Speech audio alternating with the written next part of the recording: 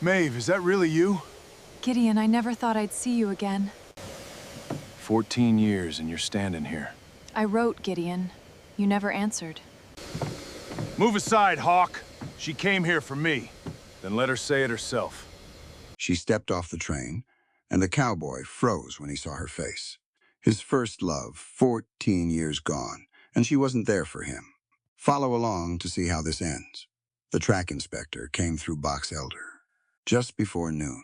He worked his way down the iron rail with a long-handled hammer, striking each spike in a slow, methodical rhythm. Clang, pause, clang. The sound carried clean across the depot platform and out past the water tower, bouncing off the timber walls of the freight house before fading into the cold Wyoming air. Gideon Hawk stood on the far end of the platform with a 50-pound sack of coarse salt balanced against his right shoulder. He wasn't paying much attention to the inspector.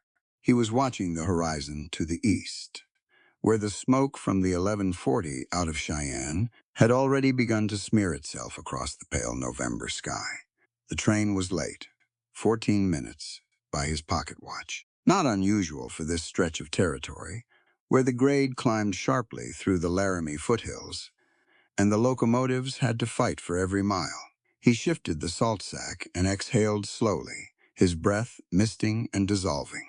Box Elder Depot was crowded for a Thursday. A dozen ranchers had come in for winter supplies. 3 women from the Methodist congregation stood near the ticketing window with covered dishes, waiting to receive a family recently arrived from Ohio.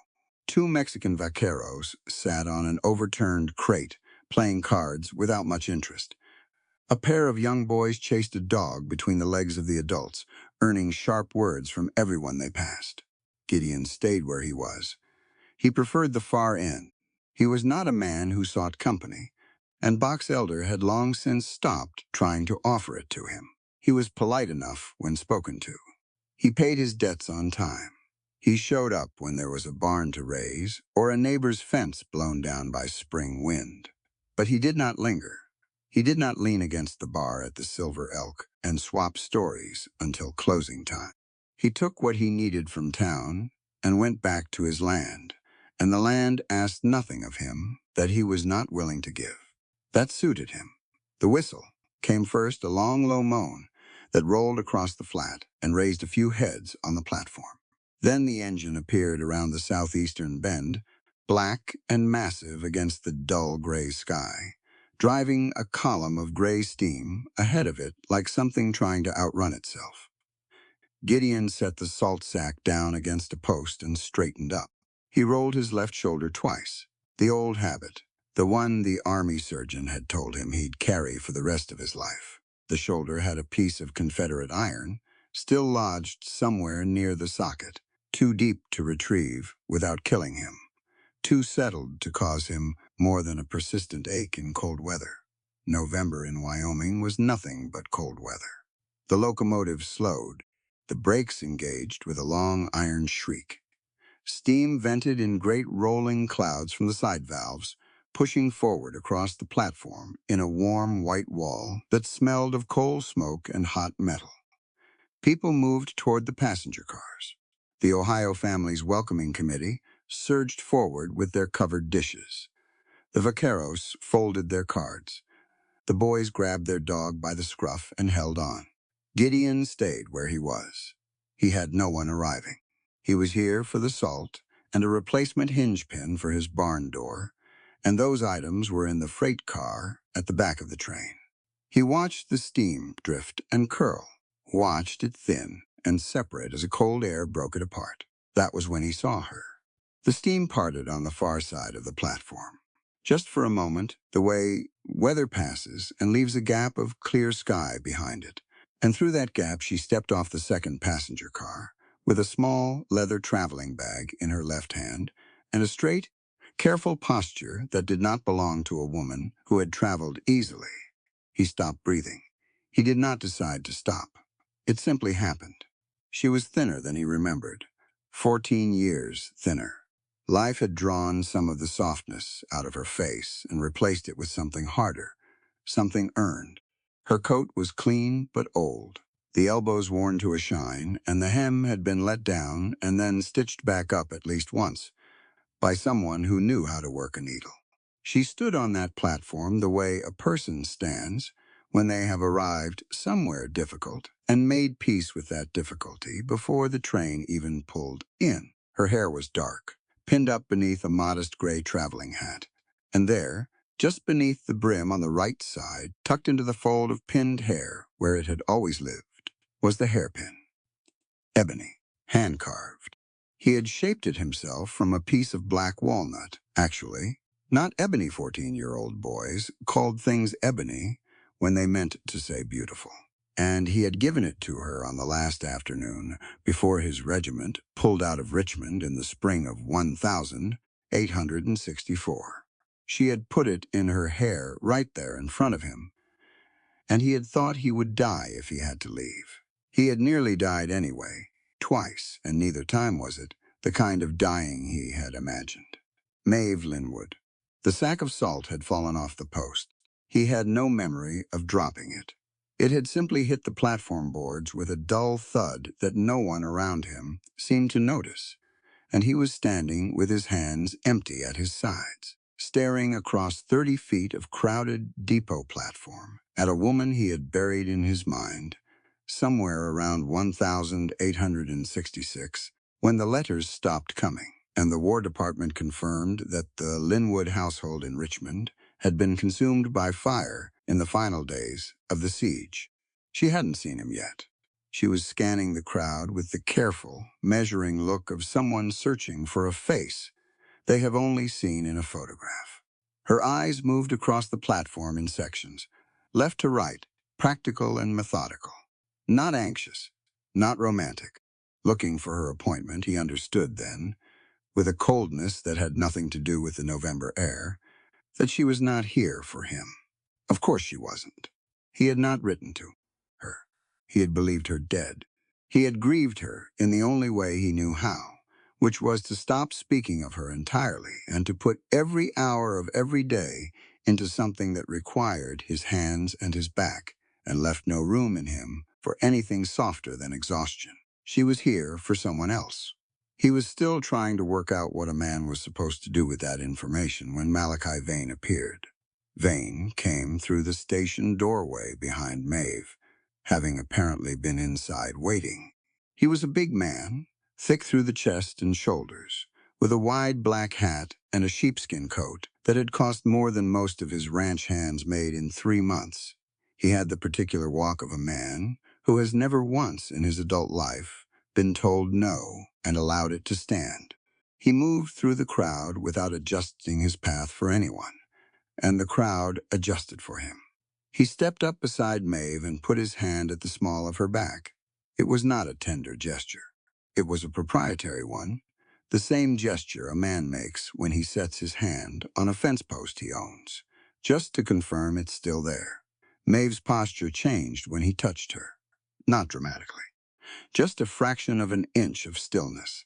The kind that comes before you decide to endure something. Gideon. He saw it the way a man sees a hairline crack in a stone wall. You notice it not because it is large, but because you have spent enough time reading stone to know what it means. Vane leaned down and said something close to Maeve's ear. She nodded once, without warmth. He began steering her toward the station notary's office on the north side of the building, one hand still at her back, moving with the efficiency of a man who had arranged all of this in advance and was simply executing the final step. Gideon picked up the salt sack. He didn't know why. It was just the thing his hands found to do. He crossed the platform in a straight line, not fast, not slow, and he stepped into their path 6 feet before the notary's door. Maeve saw him first. He watched it happen the way her eyes found his face, and the recognition moved through her, not like surprise, but like something long submerged, returning to the surface. Her lips parted slightly. She stopped walking. Vane stopped because she did. Hawk. Vane's voice carried the flat, easy contempt of a man who had won enough dealings to find opposition more amusing than threatening. He looked at Gideon the way you look at a stone in the road. Business in town? Salt. Gideon said. He was looking at Maeve. She was looking back at him. 14 years and 1,000 hard miles were in that look, and she held it steadily, the way she held everything, with her spine straight and her face open, and giving away precisely as much as she chose to give away. Maeve, he said. Gideon. Her voice was the same. A little lower, maybe. Worn at the edges the way good leather gets worn, not weakened, just shaped by use. I didn't know you were in Wyoming. 14 years, he said. It wasn't a full sentence. He wasn't sure what he meant it to be. Yes, she said simply. 14 years. Vane's hand tightened at her back. We have an appointment. He looked at Gideon with something that was almost curiosity, the way a man regards an obstacle he is deciding whether to walk around or knock over. You're holding up my schedule, Hawk. Gideon didn't move. He looked at Maeve. He was aware that what he wanted to do, and what he had any right to do, were two entirely different things, and the distance between them was the length of a mail order agreement he had had no part in. You all right? He asked her. It was a simple question. He meant it as a simple question. But Maeve heard all the layers in it. He could tell the layers that asked whether she was here by choice, whether she needed an exit, whether he was someone she still wanted to claim as a known quantity in her life. She considered him for a moment. I am, she said. Thank you for asking. Her voice was steady and clear, and she meant it not as a dismissal, but as a genuine answer. She had arrived here by her own calculation, and she knew it, and she was not going to pretend otherwise for the comfort of anyone watching. Vane guided her forward, and Gideon stepped aside, because there was nothing else he could do, without making himself exactly the kind of man he had spent 20 years trying not to be. He stood and watched the notary's door close behind them. The platform noise came back gradually with the voices, the freight handlers unloading crates, the dog barking somewhere behind him, the inspector's hammer finding its rhythm again. Clang. Pause. Clang. The world had not stopped moving. It had simply rearranged itself into something he didn't entirely recognize. Gideon set the salt sack down again, deliberately this time, and sat on the nearest bench. He was not a man given to long deliberation. In the army, the men who deliberated too long in the field were usually the ones who didn't come home. He had learned to read a situation quickly, decide what was true and what wasn't, and act on what was true. What was true right now was that Maeve Linwood, who had been 17 years old the last time he saw her, and was now a woman of 31, who had survived whatever the years between had required of her, had just walked into a legal agreement with Malachi Vane. What was also true, Malachi Vane was not a man who acquired things out of generosity. Gideon had been in Box Elder for 4 years. He knew Vane's reputation, the way everyone in the territory knew it, not through scandal or drama, but through the quiet, steady accumulation of stories that never quite made it to a courtroom. A homesteader who sold his land below value after a season of broken fences and poisoned stock. A ranch hand who had pressed a wage dispute and ended up leaving the territory under circumstances nobody talked about directly. The late Mrs. Vane, who had been buried 2 years ago after a brief illness, that her own family, according to what Gideon had once heard from a supply rider, had never fully accepted as natural. He didn't know what Vane wanted with a mail-order bride, but he knew that Vane did not do anything without wanting something from it. He stayed on the bench for a while. People moved around him. The Ohio family found each other, and there was a great deal of noise about it. The freight car was opened, and crates were shifted, and a young man with a ledger began calling out names. About 20 minutes later, the notary's door opened. Maeve came out first. She had removed her traveling hat, and the ebony hairpin was more visible now. Her expression was composed. Not happy, not defeated composed, the way a person looks when they have done a necessary thing, and are already moving forward to whatever comes next. Vane followed her out and paused to exchange words with the notary at the door, something about a land rider on a separate document. He seemed satisfied with himself in the way that men like Vane were always satisfied with themselves, as if the world had once again had the good sense to cooperate.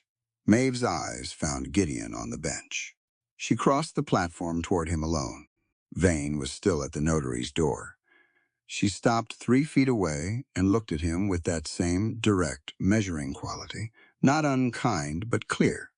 The way good people are clear when they have decided that honesty is more useful than comfort.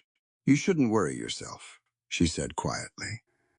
"I know what I've signed. I don't doubt that," he said. "I came west to work," she said, "to earn a legal place to stand and build something from it.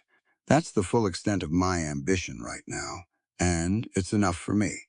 He looked at her for a long moment. He had 100 things he wanted to say, and not one of them was any of his business. "The pin," he said finally. She touched it briefly with 2 fingers. Something passed through her expression, not grief, not quite, but something that had lived near grief for a long time. "I kept it," she said, through the fire and everything after. "Cholera took 2 seasons from me. I walked out of Virginia with a bag and a coat. And this," she dropped her hand. "Some things you hold on to because they remind you that you were once someone who was cared about. That matters when everything else is trying to tell you otherwise." He couldn't speak for a moment. "I thought you were dead," he said. "The siege fires, they told me." "I nearly was," she said simply. "But nearly doesn't count, in the end." She said it without bitterness, without performance.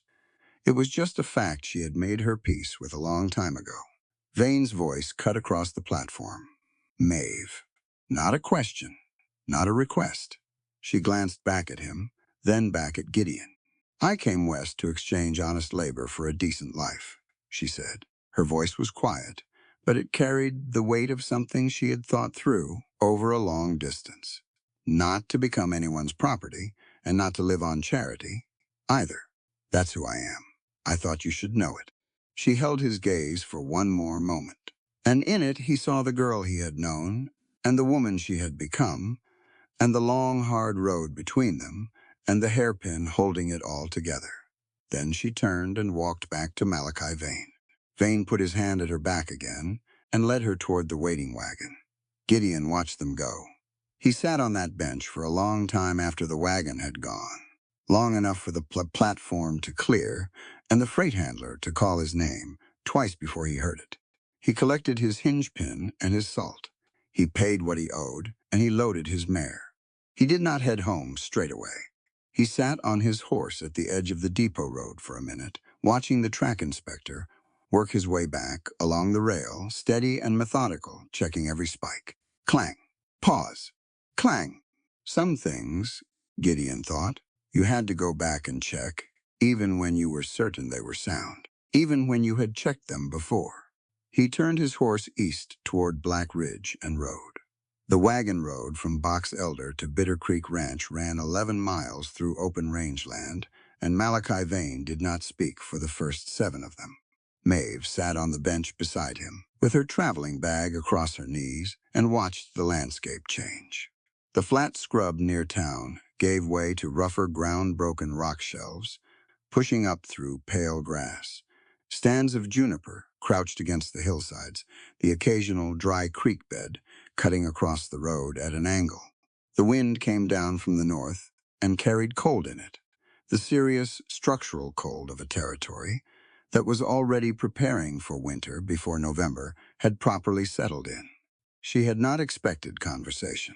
She had read Malachi Vane's letters carefully, all 11 of them, over a period of 4 months, and she had understood from the beginning that he was a man who communicated in terms of function. He wanted a housekeeper. He wanted someone to manage the domestic operations of the ranch and present a respectable household face to the territory's circuit judge, who was coming through in February on a land claim audit. He had framed it in gentler language, the way men always did, but the structure underneath was plain enough. Maeve had lived through enough of the world, by now, to read structure. What she had not expected was the children. She saw them when the wagon came through the ranch gate, 2 figures standing at the far edge of the yard near a low outbuilding, partially blocked by a fence post. The older one was a girl of about 10, with her dark hair loose and unwashed, wearing a canvas work coat. 3 sizes too large for her frame. She had a bucket in each hand, one clearly heavier than the other, and she was carrying both without complaint. The smaller one was a boy, maybe 6 years old, thin-limbed and pale, following the girl with the automatic closeness of a child who has learned to stay near the person he trusts. Maeve watched them from the wagon bench as Vane pulled up to the house. Neither child looked up. They moved from the outbuilding to the water trough and back, with their heads down, working. Children did not move like that unless they had been taught that visibility was dangerous. "Those are your niece and nephew?" Maeve asked. "My late wife's," Vane said, climbing down from the wagon without offering her a hand. "Hattie and the boy. They earn their keep," he said it the way you say. "The sky is gray." A simple fact requiring no further commentary. Maeve climbed down herself, bag in hand, and looked at the main house.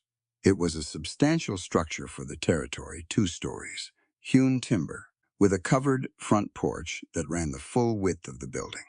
Someone had once put care into the construction. The porch railings had been fitted with decorative corner brackets, now weathered gray. A window box on the ground floor held the dead stems of something that had bloomed there before anyone stopped watering it. Vane gave her a brief tour. Kitchen, parlor, his office at the back of the ground floor. With the door shut, the upstairs bedroom that was now hers, a narrow storeroom off the kitchen. He pointed at things and named their function and moved on. He showed her the kitchen range, which needed a new flue gasket. He showed her the pantry, which was stocked minimally. He told her breakfast was at 5:30, dinner at noon, supper before dark. "The children eat after the hands are fed," he said. Maeve set her bag down on the kitchen table and looked at him directly. "When do the hands eat supper?" "When I'm satisfied with the day's work." She did not say what she was thinking. She noted it and filed it away, the way she filed everything now not forgotten, just stored for the moment when it would be useful.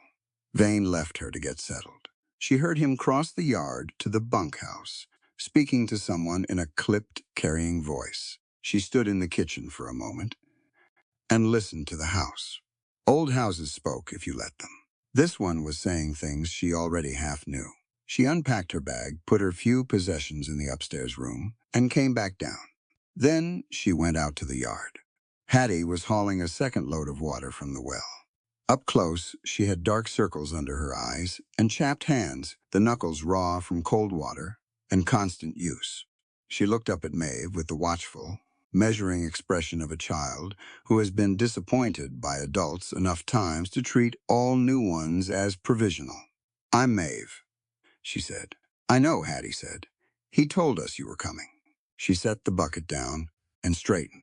"I'm Hattie. That's Toby." She nodded toward the boy, who had stopped a few feet behind her and was watching Maeve with enormous dark eyes from beneath a hat that was too big for his head. "He doesn't talk much to new people." "That's all right," Maeve said. She crouched down to be at Toby's level, which made him take a half step back, then hold his ground, studying her. "I don't need talking. I've got enough of it for both of us when I need it." Something shifted in the boy's face. Not a smile, not yet, but the possibility of one. "Where do you sleep?" Maeve asked Hattie. Hattie pointed at the outbuilding without any particular emotion. It was a low structure that had originally been a tack room, from the look of it, a converted outbuilding. Wood walls with gaps, a plank door with a latch on the outside. On the outside, Maeve looked at it for a moment, then looked back at Hattie. Hattie met her gaze and said nothing, because there was nothing to say about it that wasn't already visible. "Come inside when you're done with the water," Maeve said. "I'll start supper." Hattie blinked. "We eat after." "I heard what he said," Maeve told her quietly. "Come inside when you're done." She went back into the kitchen and started a fire in the range. The first week at Bitter Creek taught Maeve the shape of the problem in the way that only daily proximity can. Malachi Vane ran his ranch on a system of controlled scarcity. He decided who ate when, who slept where, who owed him what. The hands were paid in credit against their bunkhouse and board, which meant they were always slightly behind, always one bad month away from owing him more than they'd earned. It was a system as old as indentured servitude and dressed up in modern ranching language, but the structure was identical. The children were the bottom of it.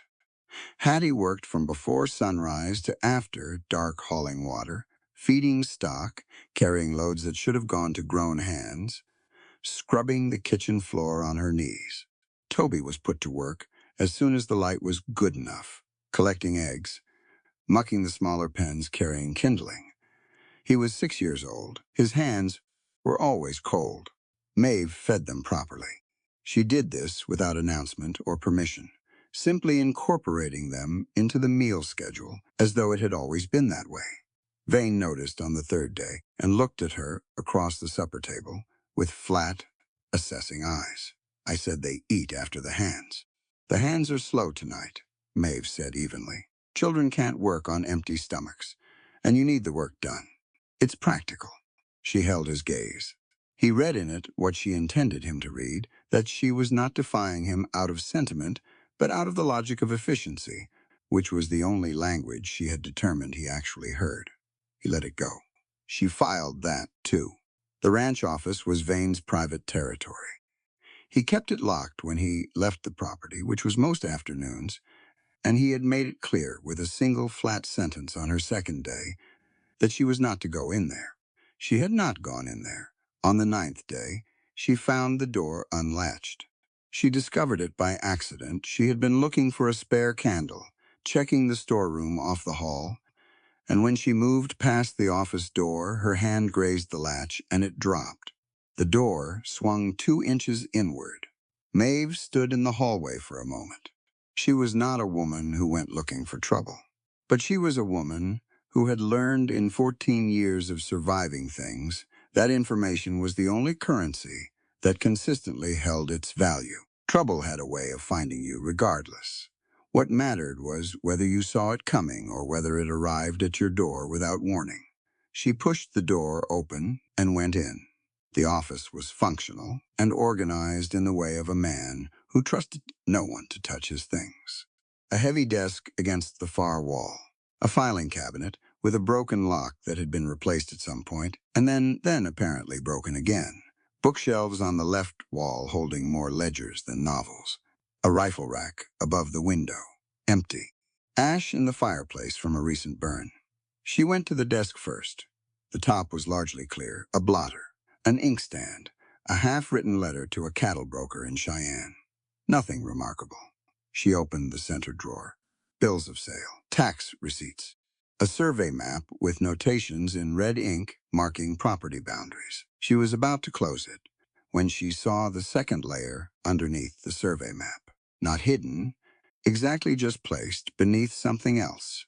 The way you put a thing you want to keep available, but not visible. She lifted the survey map and set it carefully aside. The correspondence underneath was tied with a brown ribbon, and it was not Malachi Vane's handwriting on the envelopes. The script was a woman's careful, educated, with the particular looping G's of someone who had been taught by a nun or a proper schoolmistress. The late Mrs. Vane, Clara, Vane, née, Holloway. Maeve sat down in the desk chair because her legs had made the decision before her mind caught up. She untied the ribbon. There were 14 letters, all of them sent to Clara from her sister in Pennsylvania. She read them in order. By the 5th one, she understood what she was reading. By the 10th, she was very still. Clara Vane had inherited, from her father, a timber and mining claim in the northern part of the Wyoming Territory. The claim was documented, deeded, and registered in the Territorial Land Office in Cheyenne under the Holloway family name, with the specific notation that it was to pass, upon Clara's death, to her niece and nephew, Harriet and Tobias Holloway, who were minors in her care.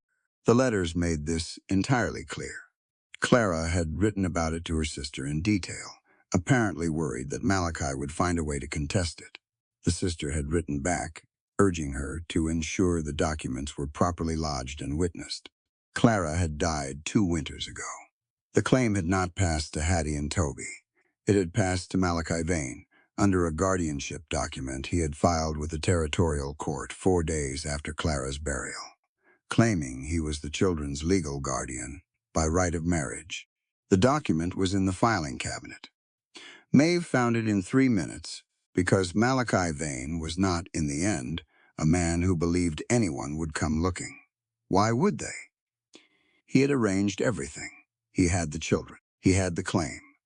He had bought himself a wife through a mail order agreement to present a stable household to the circuit judge who was coming in February to review land claim disputes in the territory.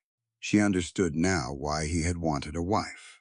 Not for domesticity, for legitimacy. She sat with that for a moment. Then she kept reading. Clara's last letter to her sister, written approximately 3 weeks before her death, contained a sentence that Maeve read 3 times. Clara had written that she believed Malachi had obtained the guardianship authorization fraudulently, that the notary witness listed on the document was a man who had been in Laramie on the date in question, verifiable by the hotel register, and therefore could not have witnessed anything in Box Elder that same day. A forged signature, forged witness, a forged guardianship.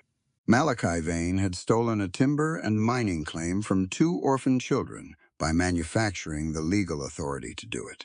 And then he had kept those children on his ranch as unpaid labor, so they couldn't go anywhere or tell anyone. Maeve retied the ribbon, placed the letters back precisely as she'd found them, replaced the survey map, and closed the desk drawer with a soft click. She left the office exactly as she'd found it, pulling the door to its original position, 2 inches open, latch not caught. She went to the kitchen and stood at the window for a while, looking out at the yard. Hattie was splitting kindling by the woodpile. She had the axe gripped in both hands, and even at this distance, you could see she knew what she was doing. She set the wood, read the grain, and struck clean. Someone had taught her, probably her mother or her aunt, before the world had decided to rearrange itself at her expense. Toby was stacking the split wood. He was too small for it, really, but he stacked carefully, fitting each piece to the next, with a concentration that turned the whole chore into something almost architectural. Poverty is dealt by fate, Maeve thought, but kneeling in defeat is a choice. She had said those words to herself so many times in the years since Richmond that they had worn smooth, like a river stone. She had said them in Virginia, when there was nothing left of her family's house but 4 walls and a chimney. She had said them in the cholera ward in Baltimore, when 2 of the women she had come west with had died inside a week, and the nurses told her to say her prayers. She had said them on the train platform in Cheyenne, when she'd counted what was left of her money and done the arithmetic on her future, and understood that the mail order agreement was not a romantic possibility, but a practical necessity. She had not, until this moment, said them on behalf of anyone other than herself. She dried her hands on her apron and went out to the yard. Toby saw her first. He was balancing a piece of split birch on the stack when his elbow slipped and the whole top row came apart and scattered across the ground. He flinched before they'd even finished, falling, a deep, reflexive pulling in, shoulders up, head down, the body preparing itself. The flinch alone told Maeve everything she needed to know about what correction looked like in this yard. She crouched and started picking up the scattered wood, not saying anything, not making the moment larger than it needed to be. After a second, Toby bent down and picked up a piece, too. They restacked the row together, fitting each piece in without speaking. When it was done, Toby looked up at her with that enormous-eyed measuring look. "You're not going to tell?" he asked. His voice was barely above a whisper. "Tell what?" she said. He pointed at the fallen and restacked wood. "It's stacked now," she said, "and it's stacked better than it was. What is there to tell?" He stared at her. She could see him, working through it the logic of an adult who was not looking for reasons to punish him. It didn't quite compute yet, but he was trying. Hattie had stopped splitting and was watching from 5 feet away with her axe, still in her hand, and her eyes doing the same careful accounting her brothers were doing. Just more efficiently because she had 4 more years of experience doing it. Maeve stood up. "Come inside in an hour," she said to both of them. "I'm making biscuits. I need someone to cut the lard." She turned to go back to the kitchen. She had almost reached the door when she heard Toby's voice behind her. Still quiet, still tentative. "I know how to cut lard," he said. She looked back. He had chin up slightly, not defiant offering, putting something forward carefully to see what it would be met with. "Good," she said. "Then you're the man for the job." The color that came into his face was not dramatic.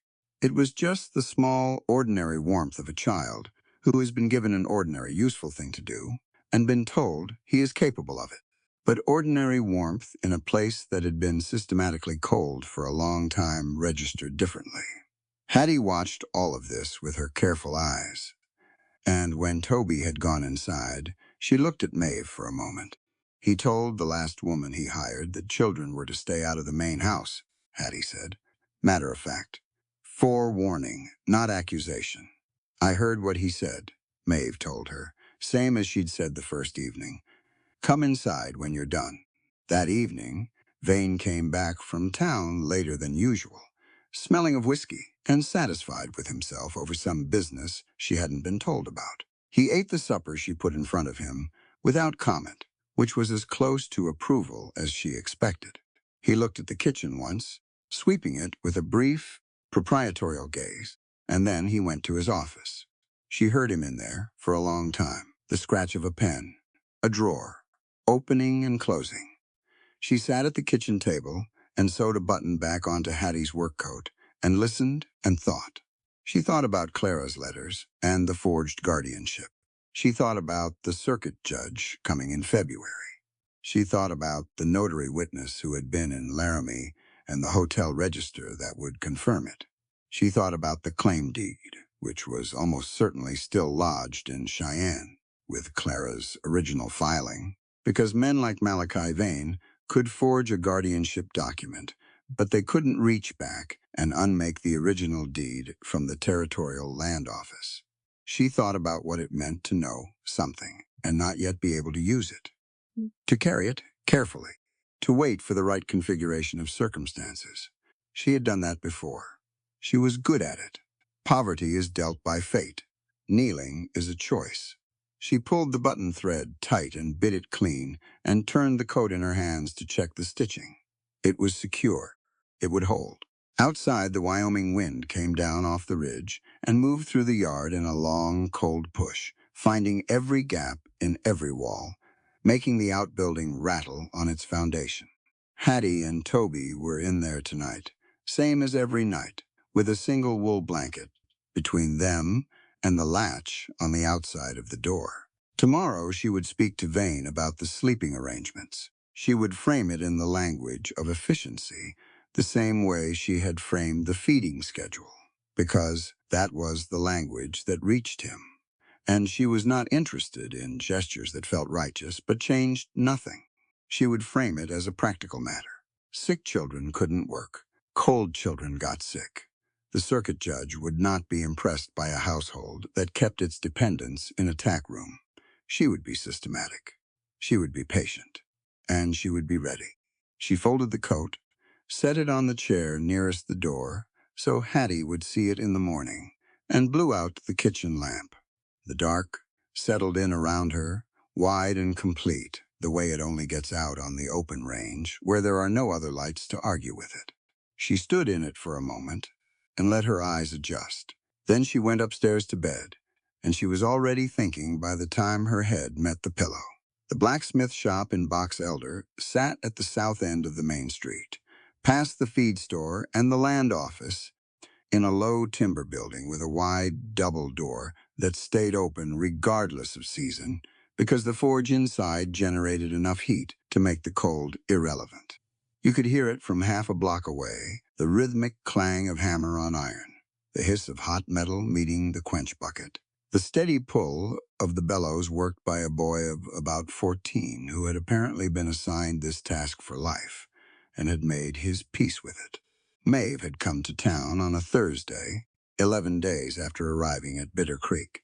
She had a list from Vane, a replacement draw latch for the hay barn, 2 yards of waxed canvas, a spool of 16-gauge wire, and a wagon she'd been permitted to take because the alternative was sending one of the hands, and Vane trusted none of them, with the wire account at the hardware store, after an incident she'd heard referenced twice without ever being told the full story. She found everything on the list. She loaded it into the wagon bed herself, without hurrying, and then stood in the cold air outside the hardware store for a moment longer than necessary, her hands in her coat pockets, watching the street. It was not that Box Elder offered anything particularly worth watching. It was a working town, plain and functional, built for the business of cattle and timber and supply, and not much else. But she had not been off the Bitter Creek property in 11 days, and there was something she needed from the open air of a public street that she couldn't have named, precisely just the confirmation that the world beyond the ranch continued to exist and operate on its own terms. She was still standing there when she became aware of someone watching her. She turned. Gideon Hawk was across the street, leaning against the post outside the Silver Elk. His hat was pulled low against the wind, and he had a paper-wrapped parcel under one arm, and he was not pretending to be looking at anything other than her. She held his gaze for a moment, then looked away, then looked back, because looking away seemed like the more dishonest choice. He crossed the street. He did not do it with urgency or theatrical purpose, just with the unhurried directness of a man who has decided on a course of action and is executing it. He stopped at a polite distance, 4 feet, maybe, and tipped his hat slightly. "Morning," he said. "Morning," she said. A pause. The blacksmith's hammer sounded down the block. A wagon rolled past them going north, driven by a man who tipped his own hat at no one in particular. "Supplies?" Gideon said, glancing at the wagon. "Vane's list," she said. He nodded. He was looking at her with that same quality he'd had at the depot, not staring, not pressing, just reading her the way you read terrain when you need to know what you're moving through. "I'll be heading to the blacksmith," she said, since that was true. "Wire needs a come-along fitted." "I'll walk with you," he said. It was not a request exactly, but it was also not assuming. He left space in it for her to say no, and she appreciated that more than she intended to show. "All right," she said. They walked the half-block to the blacksmith shop in the kind of silence that would have been uncomfortable with most people, and wasn't quite with him. She wasn't sure what to make of that. She had spent enough years among people to know that silence revealed more than conversation did, and his silence was not filling itself with self-importance or suppressed urgency. He was just walking beside her, present and quiet, which was rarer than it should have been. The blacksmith, a broad-shouldered man named Cutter, who had lost 2 fingers on his left hand to his own craft, and wore the remaining 3 with evident pride, took the wire spool and the description of the come-along fitting and disappeared into the back without much ceremony. The bellows boy kept working. The keat from the forge pushed out in waves. Maeve moved to the side wall, away from the main traffic of the shop, and Gideon moved with her. They stood close enough to talk, without being heard over the hammer and the fire. He was a head taller than her, and she had to tilt her chin up slightly to look at him directly, which she did, because she had never seen the point of looking at someone sideways when you could look at them straight. "I know why you're here," she said, before he could frame whatever he was going to say. "You've been watching the Bitter Creek Road." He didn't deny it. "Not the road," he said. "The timeline." "Same thing." He conceded that with a slight movement of his head. "You've been out there 11 days, he said. "I've heard things from the supply hands. Howie runs that place." "The children?" He paused. "I've seen your wrists, Maeve." She looked down at her coat cuffs automatically, then back up at him. She had not realized they were visible. She had been more careful than that, she thought, but apparently not careful enough. Or the coat sleeve had shifted when she was loading the wagon. The bruises were not from Vane's hand, not directly.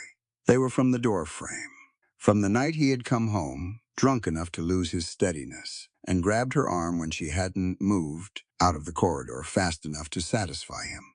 She had said nothing to him about it, and he had not mentioned it either.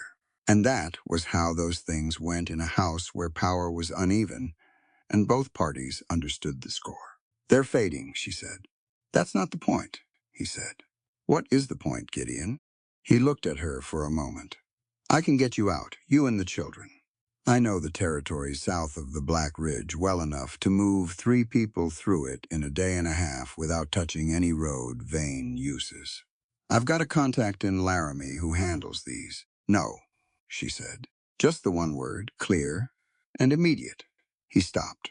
"Running off in the dead of night makes me a contract breaker," she said, "and strips those children of their lawful inheritance forever." She said it without heat, without drama, just laying it out the way you lay out, facts you have thought through to their conclusions. "I will walk away in broad daylight, with my head held high under the law." He was quiet for a moment. "What inheritance?" he said. She almost told him. She measured it, the weight of what she'd found in the office, against the weight of telling the wrong person at the wrong time and watching whatever leverage she had evaporate before she could use it. She trusted Gideon. She trusted him in the deep, structural way that came not from 11 days of observation, but from a lifetime ago, from who he had been when she had first learned what trust meant. But trust and timing were 2 separate calculations. "There are things in that house that belong to Hattie and Toby that Vane has no legal right to," she said carefully. "I know where they are, and there's a circuit judge coming to this territory in February." He absorbed that. She could see him working through it. "That's 3 months," he said. "I'm aware. And between now and February, I manage it," she said. "The same way I've managed everything else that needed managing." He looked down at her cuffs again. She hadn't pulled the sleeve down, so the edge of the bruising was still faintly visible. And then back at her face. She could see the difficulty in him, the tension between what he wanted to do and what she was telling him she needed him not to do. She had seen that tension in men before, and most of the time it resolved itself in the wrong direction. Men who meant well had a particular way of meaning well loudly, in ways that rearranged the situation to suit their own sense of action, without stopping to ask what the situation actually required. Gideon was working very hard not to do that. She could see the effort of it, and she respected it genuinely. "You have to trust me to know my own situation," she said quietly, "and my own mind." He was quiet for long enough that she thought he was going to push back again. Then he exhaled slowly through his nose and said, "Do you?" "I'm working on it," he said, and it was honest enough that she almost smiled. Almost. Cutter came back with the come-along fitting and a question about the gauge of wire, and the practical business of the morning reasserted itself.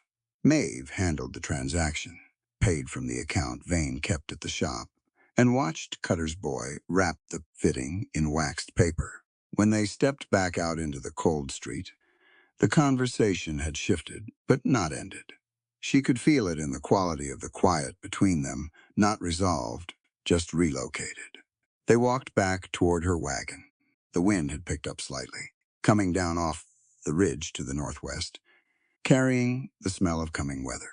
Maeve pulled her coat closer at the collar. "How bad does it get up here?" she asked. "The winter's bad," he said. "Early December, you lose road access to the northern sections for days at a time. Late January, sometimes weeks. And Bitter Creek? Exposed," he said. "That east-facing yard catches everything that comes off the high ground. It'll be brutal in there by Christmas." She thought about the outbuilding, the plank walls with gaps in them, and 2 children inside with a single blanket. She had moved them into the main house storeroom 3 days ago, over Vane's objection, using the same efficiency argument she always used. It had a wood stove. It was adjacent to the kitchen, which she could keep heated through the night. She had framed it to Vane as a matter of the children being too sick to work if they were too cold, and he had let it stand because he needed the work done. and had no real counter-argument to practicality. Still, the storeroom had a lock on the outside, too. "Can I ask you something?" she said. "Yes," he said. "Did you know at the depot, before you saw me, did you know who Vane was sending for?" He shook his head. "I knew he'd put an advertisement. I didn't know where it had gone or who had answered it. If I had," he stopped. "If you had, what?" she asked. He thought about it honestly, the way he did everything. "I don't know," he admitted. "I'd like to think I would have written to you, warned you. But it's also possible that 14 years and no letter from either side had made its own answer." She stopped walking, to a half-step later, and turned to face her. "I wrote," she said, "for 2 years after Richmond. I wrote to your regiment's address, and to your family in Ohio, and to 3 different Army postal stations." She said it plainly, without accusation, just putting the fact down between them, like something that deserved to be seen. "I don't know where the letters went." His face changed, not dramatically. Gideon Hawk was not a dramatic man, but something in it shifted, some long settled thing, being disturbed and turning over. "I never received them," he said. "I know," she said. "I figured that out eventually. It took a while." He looked at her, and she looked back at him, and there were 14 years between them and apparently a post office somewhere that had a great deal to answer for. And neither of them said anything for a moment because there wasn't anything immediate to say. The mail order agreement existed. Whatever had been lost and found on this street corner could not change the practical structure of the present moment. She was married to Malachi Vane under Wyoming territorial law. She was standing on a sidewalk in Box Elder with a wagon full of his supplies. There were 2 children back at his ranch who needed her there more than she needed to stand here. Working through 14 years of grief with the man she had once believed was her future, she picked up the thread of the present and held on to it.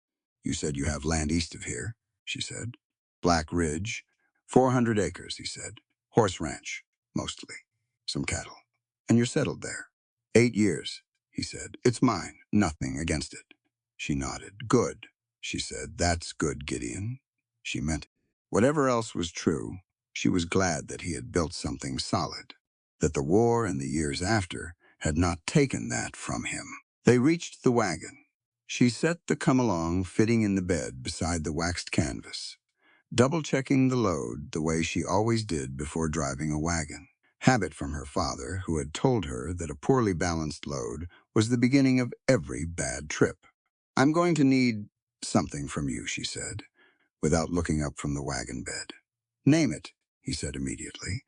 And the immediacy was not impulsive. It was the answer of a man who had already made the decision before the question arrived. "I'm going to need you to be patient," she said, "and to stay where you are and let me do what I know how to do." She looked at him then. "And if something changes," she said, "if the situation shifts past what I can manage within the law, I'll come to you." He held her gaze. "And if you can't come to me?" She thought about it. "Hattie," she said, "if anything happens that I can't control, I'll send Hattie. She knows enough of the territory now to reach a neighboring ranch." He was quiet for a moment. "That's not a plan I like," he said. "I know," she said. "It's the plan I have." He looked at the horizon to the northwest, where the weather was building slowly behind the ridge, gray and deliberate. Then he looked back at her. "I'll be at Black Ridge," he said. "Every day." "I know you will," she said. She climbed up to the wagon bench and settled the reins in her hands. He stepped back from the wheel. "Gideon," she said. He looked up at her. "Don't come to Bitter Creek," she said. "Not unless I send for you. If he sees you there, it changes the temperature of everything. And I need the temperature to stay exactly where it is until February." He held her gaze for a long moment, and she could see all the things he was not saying, the whole architecture of concern and history, and the particular helplessness of caring about someone who has correctly identified the limits of what caring can do. "Understood," he said. She clicked her tongue at the horse and turned the wagon north on the main street, and she did not look back, not because she didn't want to, but because looking back was a habit she had trained out of herself a long time ago. Looking back while you were moving forward was how you drove into a ditch. The road out of Box Elder ran straight for the first 2 miles before it bent northeast toward the Bitter Creek property. She drove it steadily, letting the horse find its own rhythm on the frozen ruts. The wind at her left shoulder, the early afternoon sun low and pale in the south. She thought about what she'd told Gideon. Not running off in the dead of night. Walking out in broad daylight under the law. She believed it. She had believed it her whole adult life, had built everything she was on the belief that a person's dignity was tied to how they moved through difficulty, not whether they avoided it, because difficulty was not avoidable. It was just the texture of being alive. But whether they moved through it upright, or whether they allowed it to press them down into something smaller. Her father had told her something once, when she was 9 years old, and had come home from school, humiliated by a teacher who had singled her out for a mistake in front of the class. He had sat her down and said that there were 2 kinds of shame. There was the shame that came from doing wrong, which was useful because it redirected you. And there was the shame that other people tried to put on you, which was not yours, and should be returned to them immediately. He had made her say it back to him 3 times until she had it. She had returned a great deal of shame in the years since. What Vane was trying to put on Hattie and Toby, on all 3 of them, herself included, was not theirs. It was his. The forged guardianship, the claim on the children's inheritance, the system of controlled scarcity and fear that he ran the ranch on all of it was his shame, his corruption. And she intended to return it to him through every legal mechanism available in the Wyoming Territory. But she needed time, and she needed to stay. The Bitter Creek gate came into view at the end of the straight section of road, the 2 timber posts and the wrought iron crossbar spelling out the ranch name. She slowed the horse as she approached. Hattie was at the gate. She was supposed to be mucking the south pen this time of day, and the fact that she was at the gate instead meant she had been watching for the wagon, which meant she had been worried. Maeve pulled up. Hattie stood by the left post, her hands in her coat pockets, her chin up. "You were a while," Hattie said. "Blacksmith needed time with the fitting," Maeve said. "Everything all right here?" Hattie looked at her with those careful 10-year-old eyes. "He came back from the north pasture early," she said. "He was in a mood." Maeve took that in. "Where's Toby?" "Kitchen." "I told him to stay there." She had told a 6-year-old to stay in the safest room in the house while she stood watch at the gate and waited for the adult to come back. Maeve looked at her for a moment, at the oversized coat and the chapped hands and the expression of a child carrying responsibility that should have been distributed across several adults, and felt the full, precise weight of what was at stake here. "You did right," Maeve said. "Go back in now. I'll deal with the wagon." Hattie didn't move immediately. "Are you going to stay?" she asked. Just like that, direct and stripped of any softening. "I know you didn't choose this. You don't have to stay." Maeve looked at her steadily. "Poverty is dealt by fate," she said. "But kneeling in defeat is a choice we refuse to make. All 3 of us. You understand me?" Hattie held her gaze for a long moment. Something in the girl's posture shifted, not relaxed exactly, because Hattie had learned not to relax too fully in this yard. But something settled in her that had been unsettled. "Yes, ma'am," she said quietly. "Go inside," Maeve said, "and take the waxed canvas from the wagon bed first. We're going to patch that gap in the storeroom wall before tonight." Hattie went. Maeve sat on the wagon bench for one more moment, looking at the ranch house, and the yard, and the distant South Pen, and the whole cold, hard, beautiful geography of the situation she had walked into with her eyes open. Then she climbed down, took the horse's bridle, and led him to the barn. She had work to do. The blizzard gave 3 hours of warning before it arrived. Maeve read it in the sky at supper time, a particular quality of pressure in the air. The clouds to the northwest, losing their definition, and merging into a single gray mass that moved too steadily and too low. She had grown up in Virginia, not Wyoming, but weather was weather, and a hard sky was a hard sky. She had seen that particular shade of gray before, and the last time she'd seen it, she had been smart enough to get indoors before it opened up. She banked the kitchen stove after supper, adding twice the usual wood and shutting the damper down to a slow burn that would hold through the night. She brought extra wood in from the porch and stacked it near the back door. She filled the water pail inside and left the pump handle wrapped in cloth against the freeze. These were practical preparations that required no permission and drew no attention, and she made them quickly and quietly, while Vane was still at the supper table with a bottle of whiskey and a mood that had been building since mid-afternoon. She knew his moods by now, the way a person learned weather in a new territory, not perfectly, not with absolute prediction, but well enough to read the signs and make adjustments. This one had started when the postwriter came through at 3 o'clock with a letter from Cheyenne. She had not seen the letter. She had seen what it did to Vane when he read it, the particular set of his jaw, and the way he'd moved through the rest of the afternoon, with a contained, pressurized energy that found small targets to release itself on. A ranch hand who hadn't latched the corral properly, a section of fence that had been strung wrong.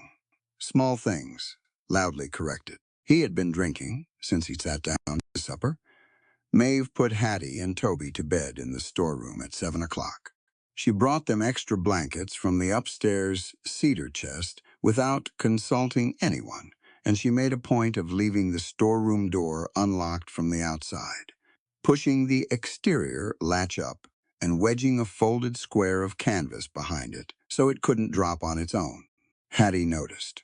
She looked at the wedged latch and then at Maeve and didn't ask, because Hattie didn't waste questions on things she already understood. Sleep, Maeve told them. If anything wakes you in the night, stay quiet and stay here unless I come for you. Toby was already half asleep with his blankets pulled to his chin. Hattie sat with her back against the wall, her knees up, watching Maeve with her steady dark eyes. All right, Hattie said. Maeve pulled the storeroom door closed gently and went back to the kitchen. Vane was still at the table. The bottle was a third down now. He had a piece of paper in front of him, the letter from Cheyenne, and he had read it and refolded it and set it down and picked it up again 3 times in the last hour, each time putting it down with more force than the last. She cleared the supper dishes without rushing. She washed them at the basin and set them to dry on the rack, wiped down the table around his elbows, working around him with the practiced neutrality she had developed for occupied spaces. She moved efficiently, and she did not look at the letter. Federal audit's been moved up, he said, without looking at her. She didn't stop moving. To when? December. He said it flat and final, like a door slamming. 3 weeks. She considered that while she folded the dishcloth, the circuit judge coming to review land claims in the territory had been scheduled for February.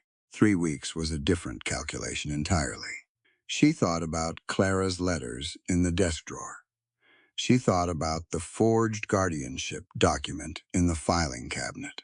She thought about the notary witness who had been in Laramie. 3 weeks was not enough time to arrange what she'd been planning to arrange, but that was tomorrow's problem. Tonight's problem was standing in the room with her and getting drunker. I'll need the household records in order for it, she said. If you want me to prepare them. He looked up at her then. The whiskey hadn't softened him. It never seemed to. She'd learned. It just wore away the restraint he kept around whatever was already there. You'll do what I tell you, he said. That's what I mean, she said, evenly. Tell me what you need and I'll prepare it. He looked at her for a long moment, the way he looked at things he was deciding the value of. She held his gaze without challenge and without retreat, just present, and still he went back to the letter. She finished in the kitchen and went upstairs at 9 o'clock. She did not undress. She sat on the edge of the bed with her boots on and her coat folded across the chair within reach, and she listened to the house. Below her, the occasional sound of the bottle being set on the table. Outside, the wind had found its full voice now, coming down off the ridge in long, sustained pushes that made the window frames shudder and drove fine snow against the glass in a sound like sand. The blizzard had arrived. She listened. The downstairs went quiet after 10. She heard Vane move from the table to his office. The floorboards in the hallway had a distinct pattern, and she had memorized it, and then the creak of his chair, the scratch of a pen. Silence for a long stretch, then the chair. Again, the hallway floorboards. The bottom stair. She was on her feet before his boot hit the second step. She crossed the room in 4 steps and shot the iron bolt on the bedroom door, the one she had identified on her second day and tested on her third and had been very deliberate about using every night since. It was a good bolt, heavy, set in a solid frame. Whoever had built this room had built it well, which was one of the small mercies of an otherwise unmerciful situation. His footsteps came down the upstairs hallway, slow and deliberate, the measured stride of a man who has made a decision and is not hurrying it. They stopped outside her door. She stood 4 feet back from it, facing it, with the iron hearth poker from the fireplace in her right hand. She had taken it from the hearth the second night she was here and had not put it back. She kept it leaned against the bedpost. It was 18 inches of solid iron, and she had spent 4 days deciding exactly what she was willing to do with it if she had to, so that when the moment came, she would not have to spend any time on the decision. The door handle moved. It turned, met resistance, turned again with more pressure. Then his fist hit the door, not a knock. A blow. The frame absorbed it, but the sound was enormous in the quiet room. Open the door. His voice was thick but controlled. That was the most dangerous version of him controlled. You made an agreement. She said nothing, I said. Open the door, Maeve. You're my wife. You agreed to. I agreed to keep your house, she said, loud enough to carry clearly through the door. I did not agree to anything that happens behind a locked door, and you will not get what you're looking for tonight. Silence for a moment. Then a sound that was not quite a word, low and compressed. There's a tannery in Rawlins, he said. They take boys as young as 5. I can have the boy on a wagon by morning. She gripped the poker. This was the calculation she had already made. She had made it a week ago, lying in this bed and working through what his leverage was and what the responses to each piece of leverage looked like, because preparation was the only real advantage available to her. She had known this threat was in his arsenal. She had known he would use it eventually. What she had not been certain of was whether she was willing to let it change her course. She was not. If she opened the door tonight, she would be opening it every night after this. She knew that. She had watched enough failed strategies in enough difficult situations to know that capitulation was never a one-time event. It was a posture, and once you adopted it, the person across from you cataloged it and returned to it whenever they wanted. She was not going to adopt that posture. What she was going to do was leave right now. Tonight, his fist hit the door again, harder, and she heard the bolt strain in its frame, not giving but flexing, and she understood she had less time than she would have liked. She moved fast and completely silent. Her coat on, her traveling bag, she had kept it packed to a minimal go-load since the first week, just the essentials. Just the weight she could carry at speed over her left shoulder. She crossed to the window and pushed it open against the wind. The cold air hit her face immediately, hard and immediate as a hand. She looked down. The roof of the covered porch ran directly below the window, maybe 6 feet of drop onto the slant of it. And from the porch roof's edge, it was another 8 feet to the ground.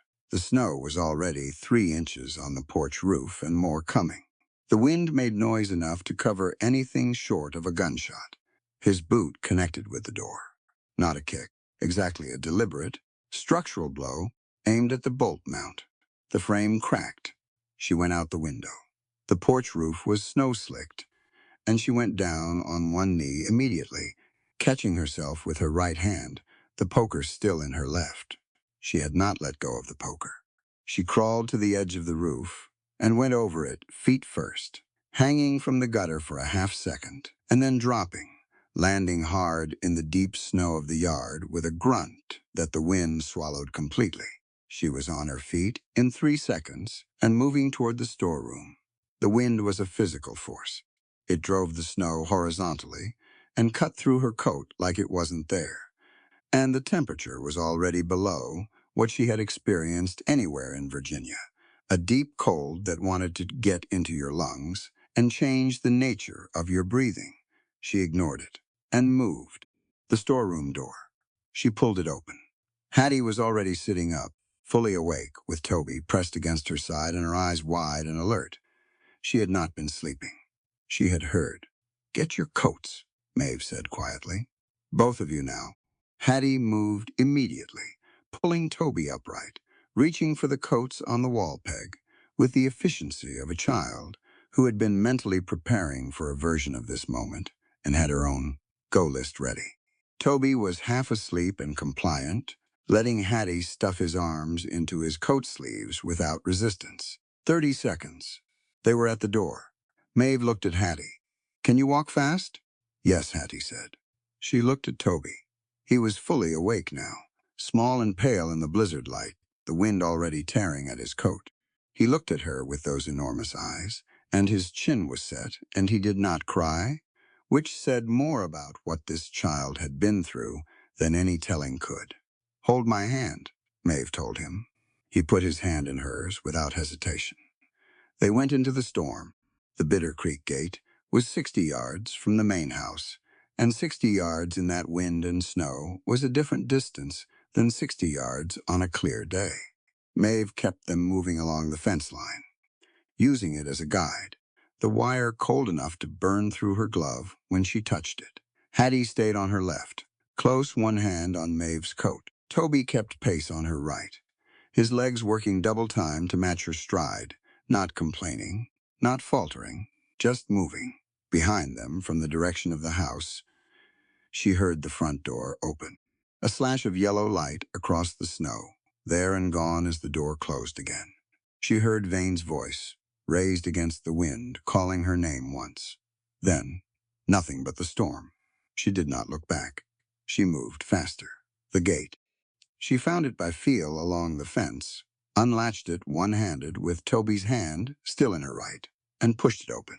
The road beyond was already covered, the ruts filled, and the shoulders blurred, but the line of the road was still visible, as a slight difference in the flatness of the snow. She turned them east.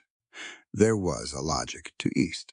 East was away from Bitter Creek's north pasture, where Vane's hands were in the bunkhouse. East was away from the main road into Box Elder, which was the first place anyone looking for them would search. East, through the rougher terrain that ran along the canyon edge, was Black Ridge. She knew the distance was too far for a night like this. 7 miles, maybe 8, through open range in a blizzard with a 6-year-old and a 10-year-old. She knew it, and she moved east anyway, because east was the right direction, and the distance was what it was. And she would manage the distance the same way she had managed everything else. One decision at a time, the next decision only coming into view as you got there. They had been walking for 20 minutes when Toby stumbled. Not a fall, exactly. He caught himself, went down on one knee, and was up again before she could do more than tighten her grip on his hand. But his breathing had changed, the cold working into him through the coat that was good enough for a Wyoming autumn and marginal for a Wyoming blizzard. She stopped. She crouched down to his level. His face was white, and his eyelashes had frost on them, and his jaw was set with effort. He was not going to ask for help. She could see that the same refusal she'd seen when he dropped the wood and then stacked it himself, but this was bigger, and the stakes were different. She took her coat off. Hattie said, "It's wool," Maeve said. "I have layers." This was partially true. She had 2 layers under the coat, and the blizzard was going to make its own argument about the adequacy of that. But Toby weighed 45 pounds and was losing warmth at a rate she could not afford. She wrapped the coat around him, bunched at the collar, and belted at his waist. With the belt she threaded through and buckled. He disappeared into it. Better? She asked. He looked up at her from inside the enormous coat. You'll freeze, he said. I'm warmer than I look, she said. Walk, he walked. She was cold within 5 minutes. Genuinely, seriously cold. The kind that moved past discomfort into something that required active management. Required her to keep moving, keep blood in her hands, keep her breathing steady, so she didn't lose heat faster than she was generating it. She managed it. She had managed worse. They moved through a section of rocky ground, where the canyon came close on the south side, and the rock formations there broke the wind somewhat, gave them a 50-yard stretch that was almost endurable. Hattie stayed at her left shoulder, steady and silent. Then the wind shifted, swung east, and brought a new wall of snow with it, horizontal and blinding, and through it came a sound that was not the storm. A horse. She heard it before she saw it, hoofbeats, muffled by the snow, coming from the northeast, moving toward them. She stopped and pulled Hattie close and set her hand over Toby's shoulder. Instinct overtaking analysis. For exactly 1 second before the analysis caught up. One rider, coming from the Black Ridge direction, not from Bitter Creek, moving with purpose, not patrol. The horse came out of the white. Gideon Hawk pulled up 6 feet away and looked down at them, 3 figures in a blizzard. One enormous coatless woman, one child submerged in a coat 3 times his size, one 10-year-old with her hands balled into fists at her sides like she was prepared to fight, whatever came out of that snow if it needed fighting. He looked at Maeve without a word. She looked back at him without one. There was nothing to say that wasn't already covered by the situation and the storm, and the fact that she was standing in a Wyoming blizzard without a coat because she had already given her coat to a 6-year-old. He came down off the horse in one motion. He unslung the bedroll from behind the saddle and had it open and around her shoulders before she had time to process the sequence of it. Then he was back in the saddle, reached down, and looked at Hattie. "Can you ride?" he asked. "Yes," she said. He pulled her up behind him. Then he reached down again to Toby this time. Toby looked up at him, this large, unfamiliar man on a large horse in the middle of a blizzard, and you could see the calculation going on in those dark eyes. He looked at Maeve. She nodded once. Toby reached up. Gideon had him settled in front of him in the saddle. In 2 seconds, one arm around the boy's middle, secure and matter-of-fact about it. "My place is 2 miles, he said to Maeve. "You can walk 2 miles. "I was already walking 8, she said. Something moved at the corner of his mouth. "Stay on my left," he said. "Out of the wind." She moved to the left side of the horse, and Gideon kept the animal at a walking pace, slow enough for her to match, and they went east into the blizzard toward Black Ridge with the wind at their backs and the stone homestead waiting somewhere in the white ahead of them. She focused on her feet, one, then the next.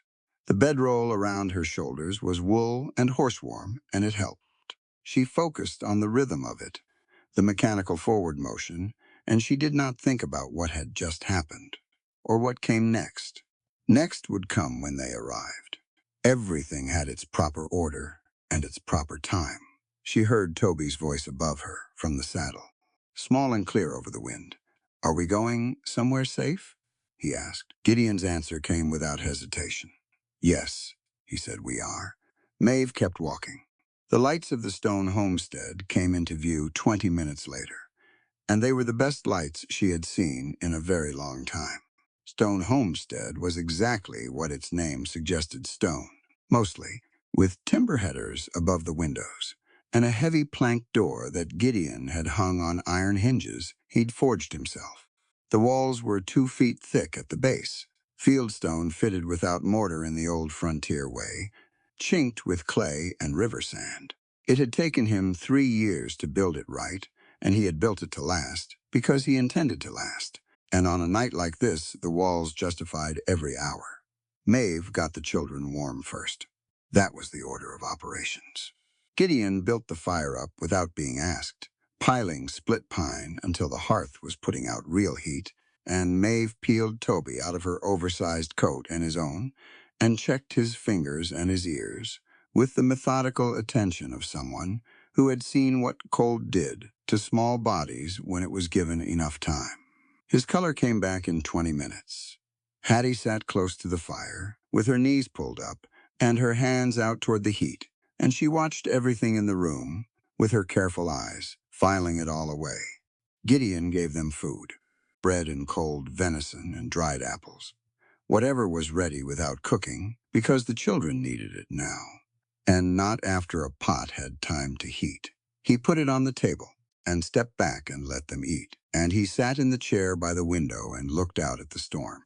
When the children had eaten and the warmth had done its work, they slept. Toby went first, tipping sideways on the bench, with his cheek against the table, and Maeve guided him to the pallet Gideon had laid near the hearth. Hattie lasted another hour, sitting upright and fighting sleep with the stubbornness of a child who did not trust unconsciousness in an unfamiliar place, and then she gave in and curled up beside her brother. The storm hammered the walls all night, and the walls held. Gideon and Maeve sat at the table and talked in low voices, and she told him about the office and the letters and the forged guardianship, laying it out in precise, sequential order, because that was how you communicated information that mattered fully, clearly, with the details in the right places. He listened without interrupting. When she was done, he was quiet for a while. "The notary witness," he said. "You said he was in Laramie." Clara documented it in her last letter to her sister, Maeve said. She believed the hotel register in Laramie would confirm it. The date is on the guardianship document. If those two records are placed beside each other in front of a judge, the document collapses, and the original deed to the timber and mining claim. "Still in Cheyenne, in the Territorial Land Office," she said, "under the Holloway name. Vane can forge a guardianship, but he can't reach back into the territorial records and change what Clara's father filed." Gideon looked at her across the table. "Deputy Redfield handles the territory east of Box Elder," he said. "He's not Vane's man. Not entirely. He does what he has to do to keep his position, but there's enough of him left that he responds to a proper legal argument." "Can you reach him tomorrow?" "If the storm breaks enough to ride by noon, yes." She nodded. "I want this done properly," she said. "No shortcuts. What Vane did to those children was a crime, and it goes to a judge." "Agreed," he said. They sat for a while after that without talking, and it was not uncomfortable. The fire worked steadily, and the storm pushed against the walls, and the children breathed quietly on the pallet, and Maeve looked at them and thought about what came next in the particular organized way. She thought about things, not all at once, not in a spiral, but in sequence, one step and then the next. She did not think about Gideon watching her from across the table, or if she did, she put it in its proper place, which was somewhere after children and legal process, and winter supplies, and a dozen other things that required her immediate attention. Morning came gray and exhausted, the storm still throwing snow but thinner. Now the worst of it moved east. Gideon was up before first light. She heard him at the stove and then at the door, going out to check on the horses. Hattie was up 20 minutes later, automatic as a clock. They were all at the table eating hot oatmeal when Gideon came back in, stomping snow from his boots, and his face had a quality to it that she read immediately. "Tracks," he said, quietly enough, that the children didn't look up from the west. 5 horses, maybe 6. They came in along the timber line on the north side during the night and stopped about 200 yards out. Maeve set her spoon down, watching the place, she said. "Vane knows the territory," Gideon said. "He'd know where you'd head." He crossed to the rifle on the wall and took it down, checked it with the practiced efficiency of a man for whom this was not a dramatic gesture but a practical one, the same as checking a hinge or a boot sole. He's not going to wait for the law. He's going to come through the law or ahead of it, whichever's faster. "He'd come here openly?" Maeve asked. "He's got a marriage certificate and a contract," Gideon said. "From where he's standing, you're his property that's been taken by a neighbor. He'll frame it exactly that way, and let his hired men do the rest. He looked at her steadily. I need you and the children in the mine shaft. She knew the shaft. He'd pointed it out the night before. When they arrived, an old prospecting cut in the rock face, 30 yards behind the homestead, deep enough to shelter in and accessible through the back of the property without crossing open ground. How long? She asked. Long enough, he said. I'm going to build a barricade along the front wall and hold the sight lines until Redfield gets here. Redfield's coming? I sent my nearest neighbor's boy to box Elder at first light, he said. Kid's 14 and knows the back trails. He'll get through. He said it with the calm certainty of a man who has assessed the probability and is not wasting time on doubt. Redfield will come. The question is when. Hattie had put her spoon down and was listening with her full attention. Toby had gone very still the way he did when he felt the atmosphere change, reading the adults with the accuracy of a child who had learned that adult energy was the most reliable predictor of what was coming. Maeve looked at both of them. We're going to go wait in a very interesting cave behind the house, she said to Toby. Her voice was completely level, and Gideon is going to handle some business out front. Toby looked at Gideon. Are there bears? He asked. Not in November, Gideon said. Too cold. They've got more sense than to be out in weather like this. Toby considered that. Okay, he said, and went back to his oatmeal with the philosophical adaptability of a 6-year-old who has learned that the adults are more reliable than the situation. They had 20 minutes before it started. Gideon built his barricade fast, with the stone and timber knowledge of a man who had spent years as a combat engineer, reading terrain and building field fortifications. He dragged the heavy plank table against the front wall below the window, stacked firewood rounds 3 high against the doorframe, and rolled 2 full water barrels from the side room into position at each window corner. It was not a fort. It was a delay enough mass to absorb initial fire and give him working angles on the approaches. Maeve got the children to the mine shaft. The entrance was in the rock face, partially concealed by a juniper that had grown up against the stone over the years. She pushed them inside, into the cold dark, and Hattie immediately pulled Toby down to sitting and wrapped both their coats around them. Stay here until I come for you, or until you hear Gideon call your names, Maeve said. If you hear shooting, you go deeper into the shaft. There's a bend 20 feet in, and the rock is thick. What are you going to do? Hattie asked. Maeve looked back toward the homestead. Help, she said. She went back. Gideon looked at her when she came through the door. He looked at her in a way that contained an entire argument about whether this was a good idea, and then visibly set the argument aside because they didn't have time, and she was already inside, and he was a man who dealt with reality as it presented itself. Can you load? He said. My father had 4 rifles and 2 daughters, and no sons, she said. He handed her the spare Henry without another word and moved to the left window. The first rider appeared at the tree line 3 minutes later. Then a second. By the time the fourth emerged from the timber, riding in a spread line that was either a calculated approach or an imitation of one, the whole picture was clear. Malachi Vane came last. In the center, on his big roan horse, unhurried and deliberate. He stopped his men at 100 yards with a raised hand. The blizzard had eased to a steady snowfall, visibility reduced but workable, and the white ground made figures visible at distance. The muzzle of a rifle, resting on a barrel top behind a snow-dusted window frame, was considerably harder to see. Hawk. Vane's voice carried across the open ground, raised just enough to cover the distance, not shouting. Controlled. Send out my wife and the children. We'll call this a misunderstanding, and you keep your property.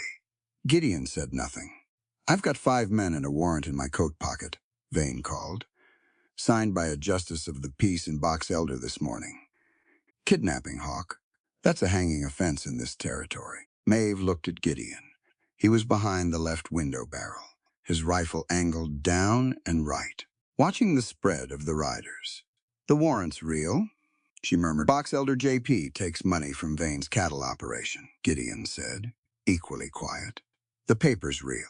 The law behind it is thinner. He didn't take his eyes off the approaching line. Stay low.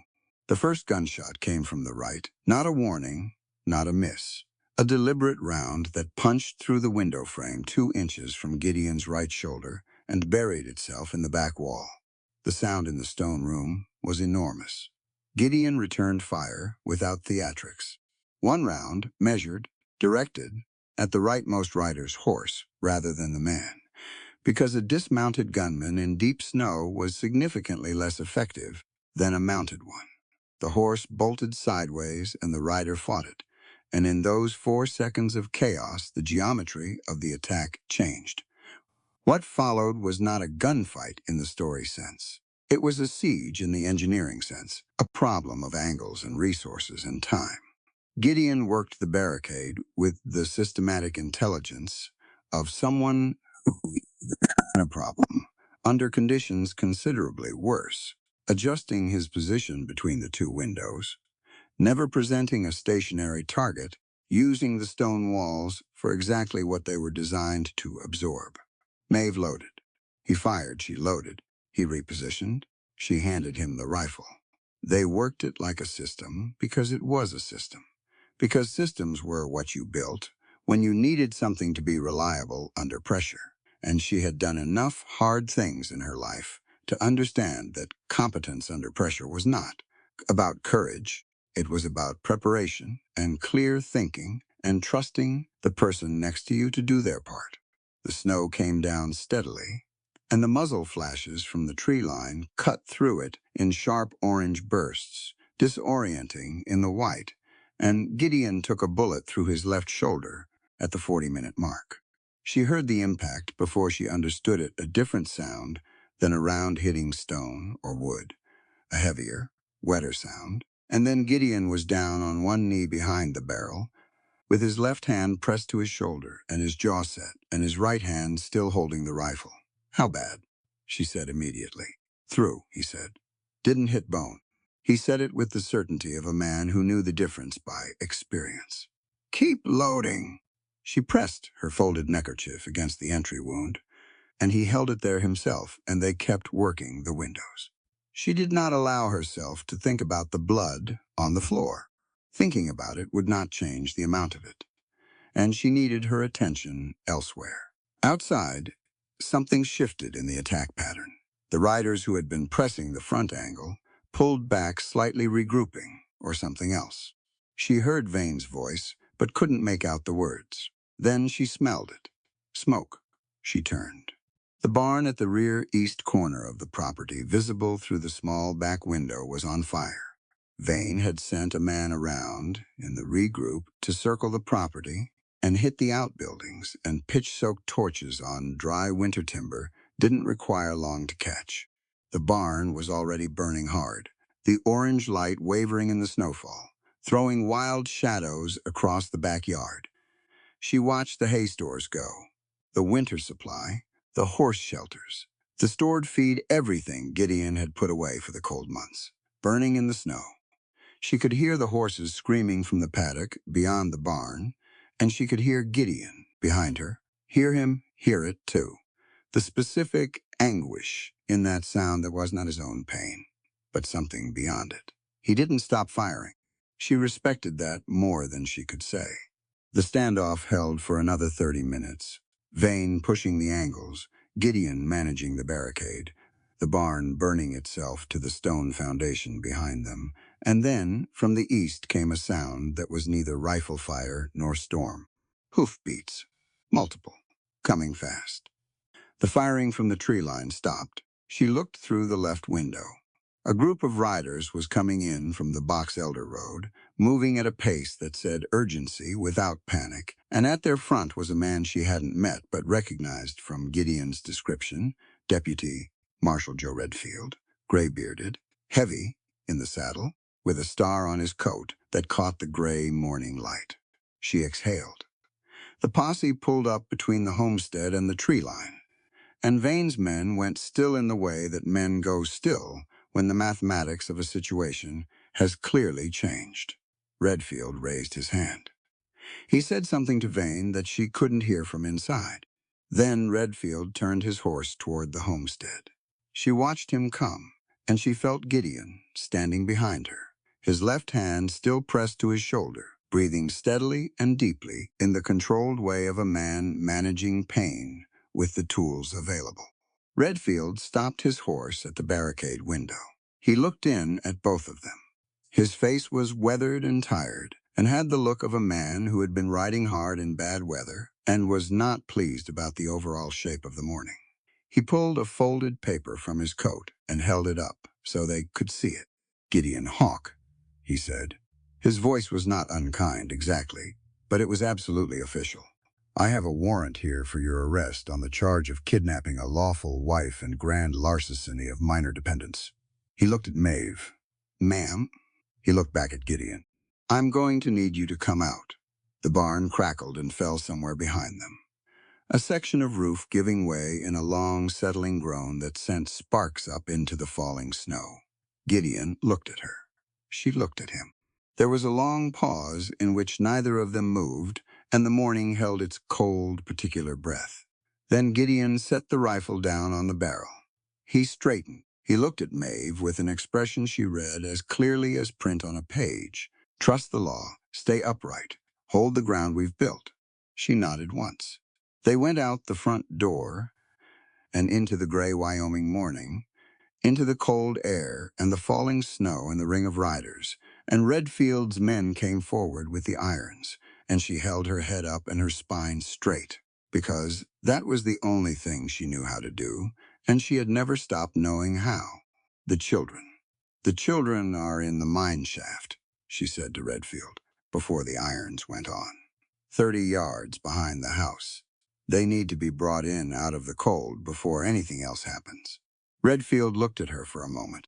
Then he turned to one of his deputies and nodded. The deputy went around the side of the house toward the rock face. She heard Hattie's voice, calm, measured, not frightened, just waiting, and then Toby's, and then the sound of small boots on frozen ground. They came around the corner. Hattie had Toby's hand, and her chin was up, and she looked at the ring of horses and riders, and at Vane, sitting on his roan with his face arranged in an expression of injured propriety. And then she looked at Maeve. Maeve looked back at her. The irons went on. Gideon accepted them, without resistance and without theater. Maeve held out her wrists, and Redfield put them on with the brief, unnecessary apology of a man who knows the difference between legal procedure and actual justice, and has made his own uncomfortable peace with the gap between them. Vane walked his horse forward.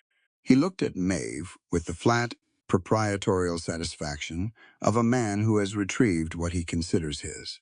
She looked back at him with nothing, just clarity, just the steady, complete refusal to give him the expression he was looking for, because he didn't deserve her fear or her defeat, and she had neither to give him. He looked away first.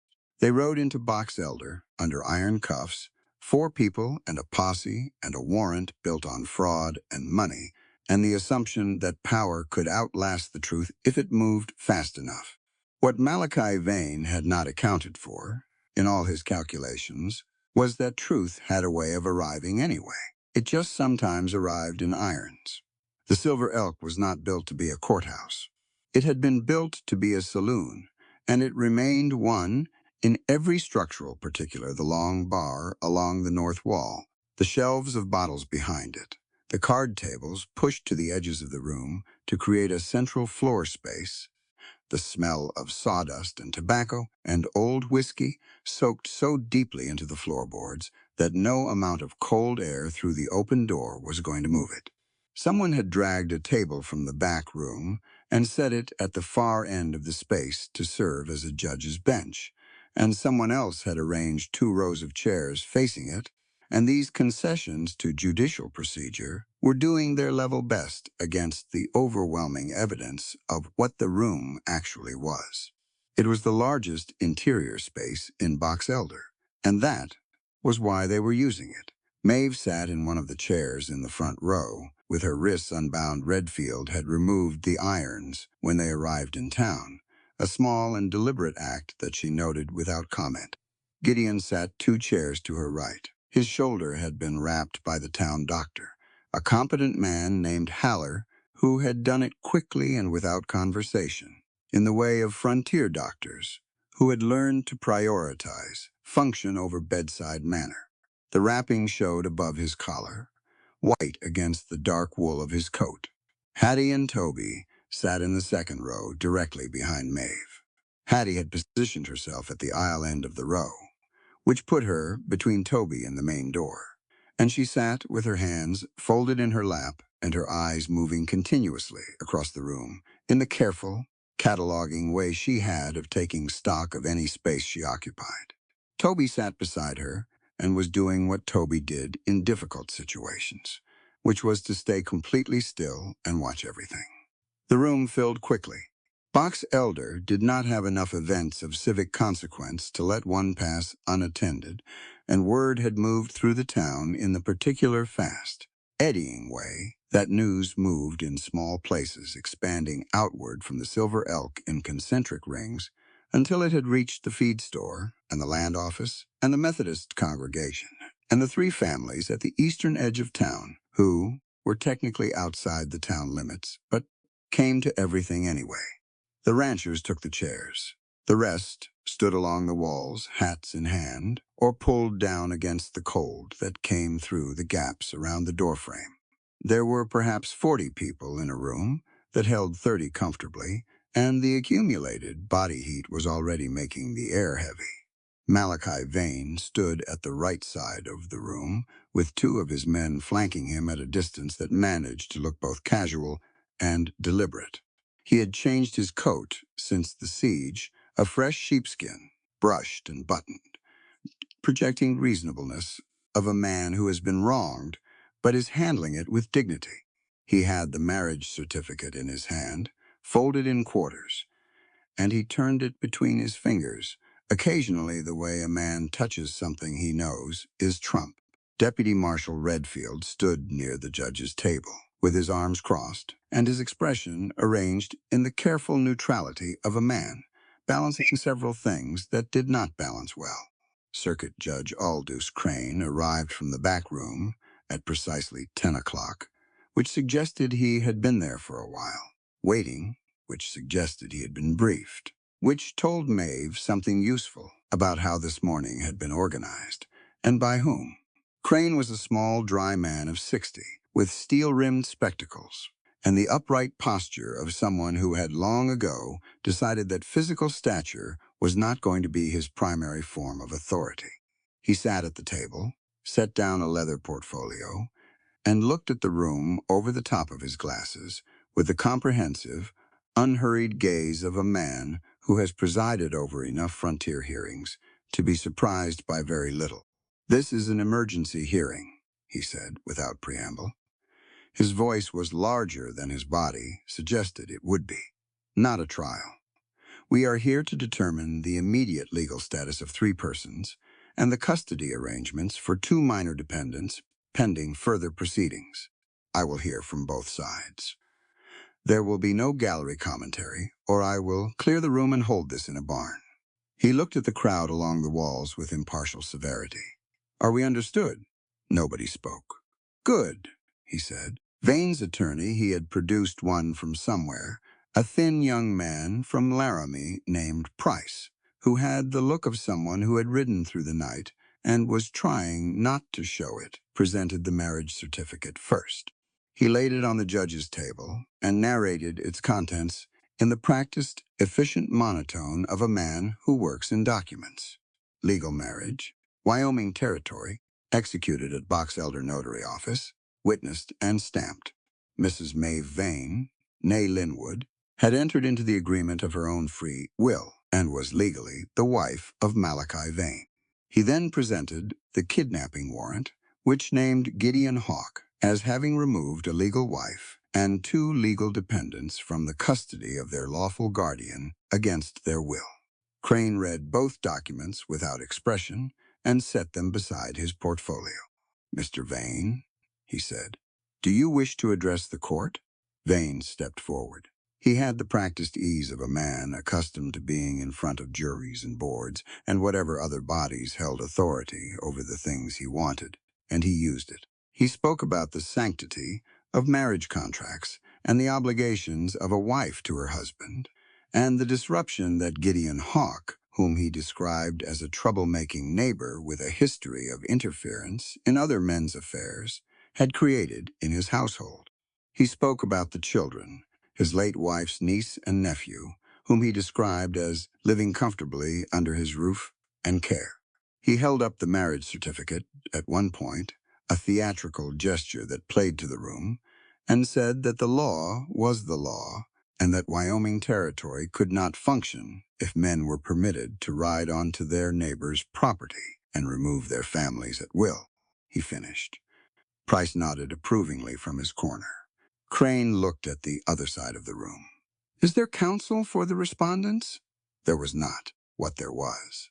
Standing up from her chair in the front row, with her hands at her sides, and her posture assembled with the particular deliberateness of a woman who has decided that the only available representation is herself, was Maeve. The room stirred. Crane looked at her over his spectacles. You intend to speak for yourself, Mrs. Linwood? I do, Your Honor, she said, and it's Miss Linwood if you'll permit it, since that is the matter at issue. Crane's expression gave nothing away. Proceed, he said. She turned to face both the judge and the room. Because you did not make an argument to one person when 40 others were going to carry it out the door with them afterward. She had understood this since she was a girl in Richmond, watching her father, who had been a man of limited means but considerable dignity, argue for his family before a bank board with the windows full of neighbors. I came to Wyoming Territory under a mail-order agreement, she said. I entered that agreement in good faith, and I signed the marriage license in Box Elder with my eyes open. No one compelled me, and no one deceived me about the nature of the arrangement. She paused and let that sit, because the next part required the first part to be clearly established. What I discovered after I arrived at Bitter Creek Ranch was a situation that no marriage agreement can legally obligate a woman to endure, and a crime being committed against 2 children that no legitimate court in this territory would sanction. Vane's lawyer said. Your Honor, she has the floor, Crane said, without inflection. Maeve continued. Marriage is an agreement between 2 free souls, she said, not a bill of sale legalized by ink on paper. She said it clearly, not loudly, with the measured steadiness of someone stating a principle they have held for a long time and are prepared to hold in front of whoever requires it. A marriage certificate does not transfer ownership of a person. It does not obligate a woman to submit to violence in her own bedroom. It does not transform a household into a place where a man's debts and schemes and appetites supersede his wife's right to her own body and her own decisions. She looked at the jury of ranchers in the front chairs, weathered men, most of them, who had wives and daughters, and knew more about what happened behind closed doors in difficult households than they generally discussed in public. Every man in this room knows the difference between a household and a prison. I am asking this court to recognize it legally. The room was quiet. She moved to the children, because that was where the legal substance was, and she knew it. Harriet and Tobias Holloway are not Malachi Vane's legal dependents, she said. They are his late wife's niece and nephew. Clara Vane, née Holloway, held a timber and mining claim in the Northern Territory, deeded to her by her father, with specific written instruction that it passed to these 2 children upon her death. She watched Vane's face when she said it, and she kept watching it. His expression did not move, which told her that he had prepared himself for this possibility, and was managing it, which told her further that he understood the exposure. That claim is registered in the Territorial Land Office in Cheyenne, under the Holloway name. Mr. Vane did not inherit it. He filed a guardianship document 4 days after his wife's burial, claiming legal authority over the children, and by extension over their inherited estate. That guardianship document is signed by a notary witness who was in Laramie on the date of execution. Price stood up. Your Honor, this is sit down. Mr. Price, Crane said. Price sat. The Laramie Grand Hotel keeps a register, Maeve said. A man named Cole Briggs is listed as the witness on the guardianship document. Cole Briggs signed into the Laramie Grand Hotel on October the 4th, 1880, and signed out on October the 7th. The guardianship document is dated October the 5th, 1880, and lists Box Elder as the location of execution. She looked at Crane directly. A man cannot witness a document in Box Elder while he is registered at a hotel in Laramie. The guardianship is forged, Your Honor. The claim on those children's inheritance is built on a forged document, and those children have been kept on that ranch as unpaid labor for 2 years to prevent them from going anywhere or telling anyone. She stopped. The room had the particular quality of silence that falls when a large number of people have just heard something that rearranges what they thought they knew. Vane was very still. His 2 men were very still. Price had a pen in his hand that he had stopped moving. Crane looked at the room for a moment, and then looked at Redfield.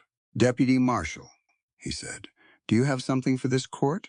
Redfield uncrossed his arms. He reached into the interior pocket of his coat and withdrew 2 items, which he carried to the judge's table, and sat down with the careful deliberateness of a man who has been waiting for the right moment and has now arrived at it.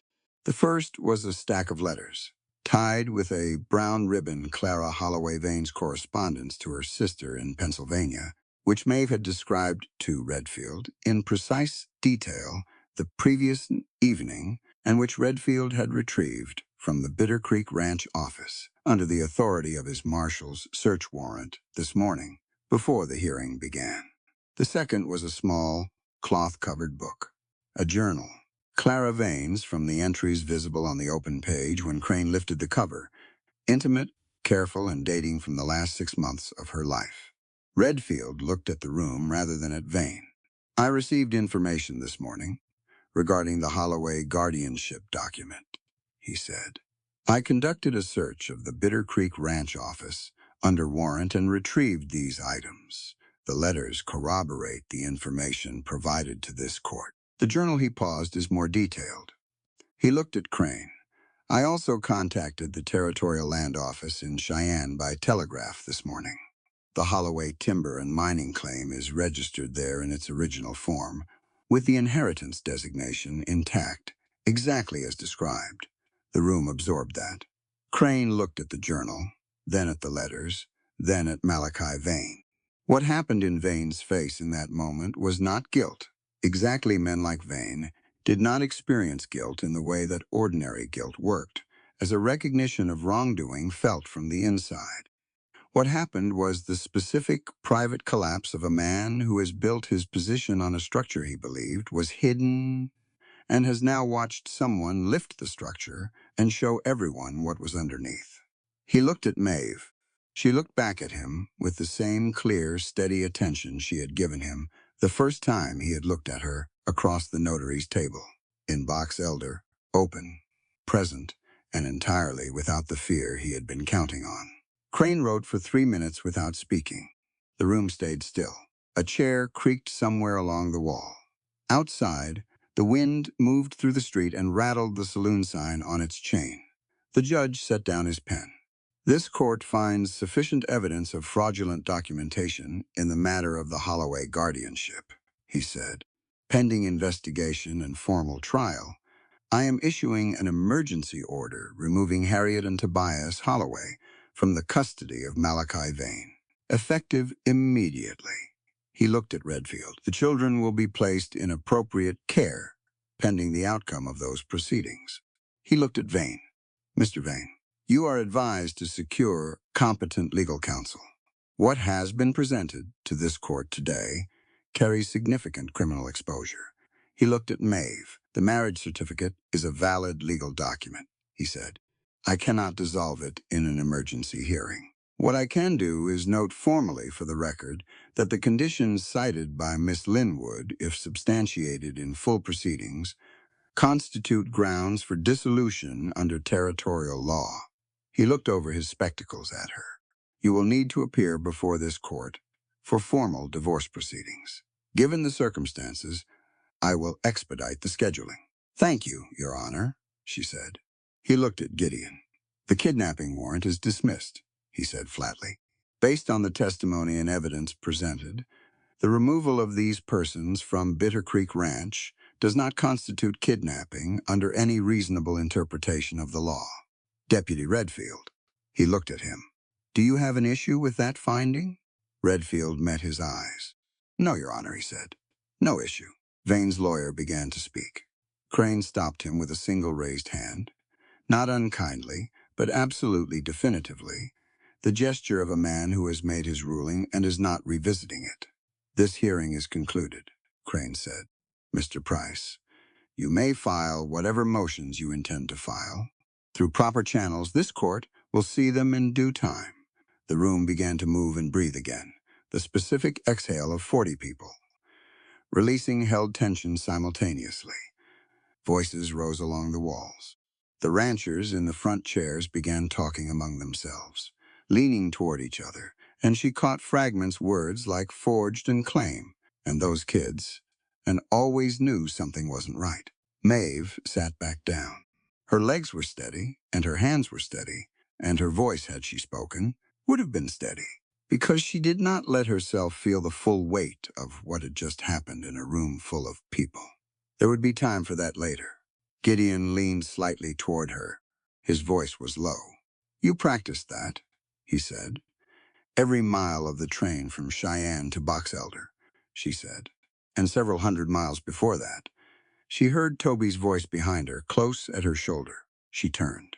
He was standing right behind her chair, having apparently slipped forward from the second row at some point during the proceedings. He was looking at her with those enormous dark eyes, and he had the particular expression of a child trying to understand. Something large. Is it over? He asked. She looked at him for a moment. Part of it, she said honestly. The important part. He thought about that. The part where we have to go back there? You're not going back, she said.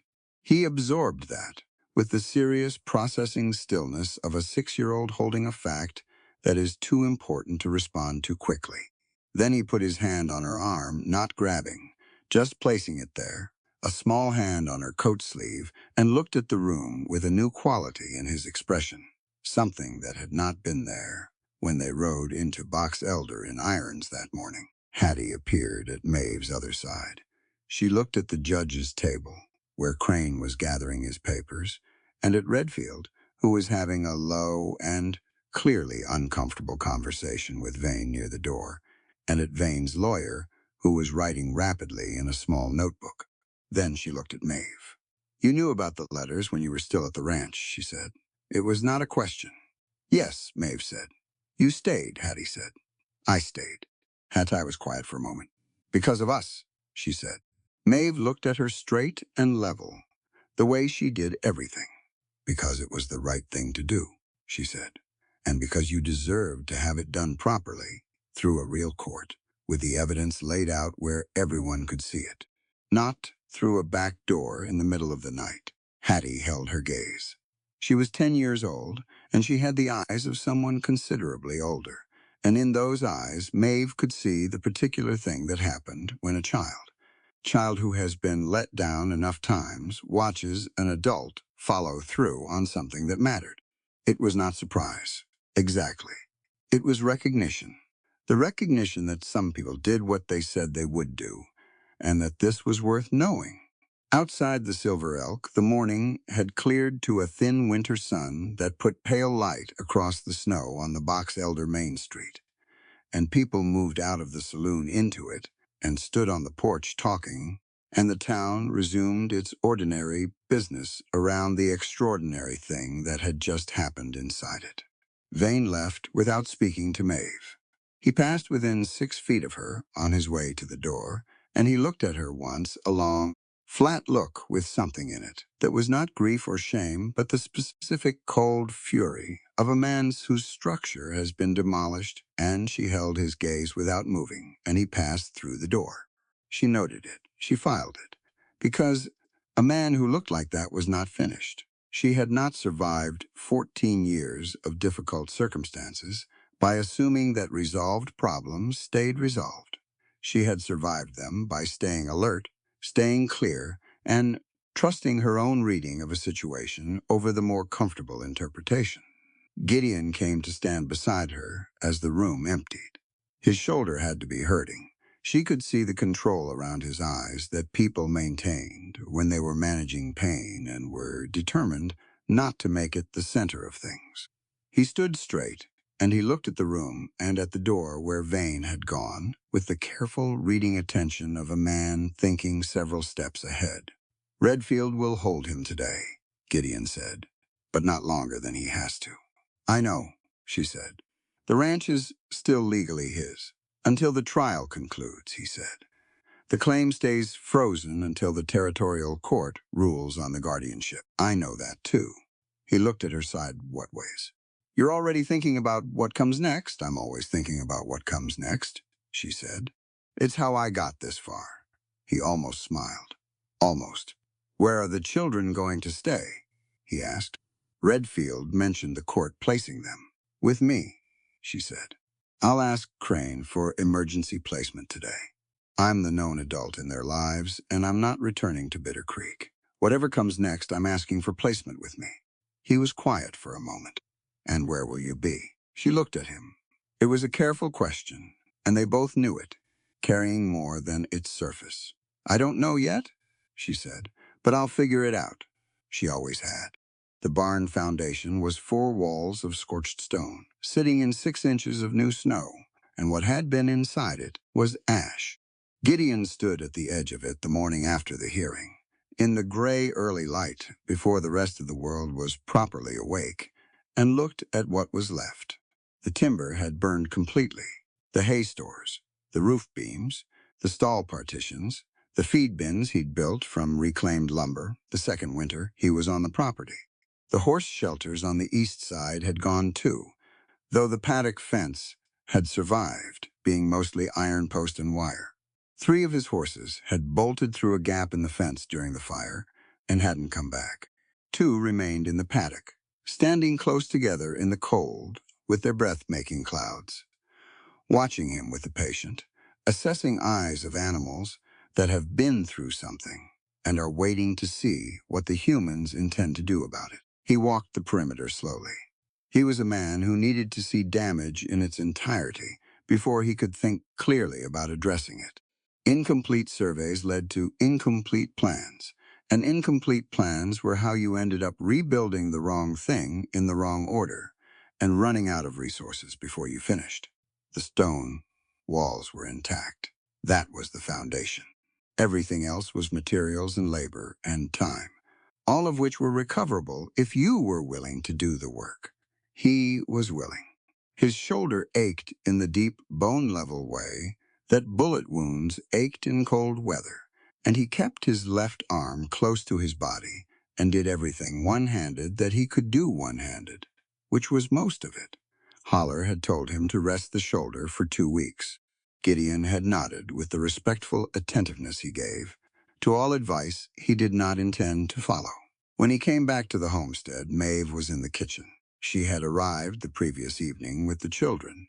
After the hearing, after the court placement had been arranged with Judge Crane emergency custody, pending full proceedings, the children to remain with Maeve Linwood in whatever living situation she established for herself.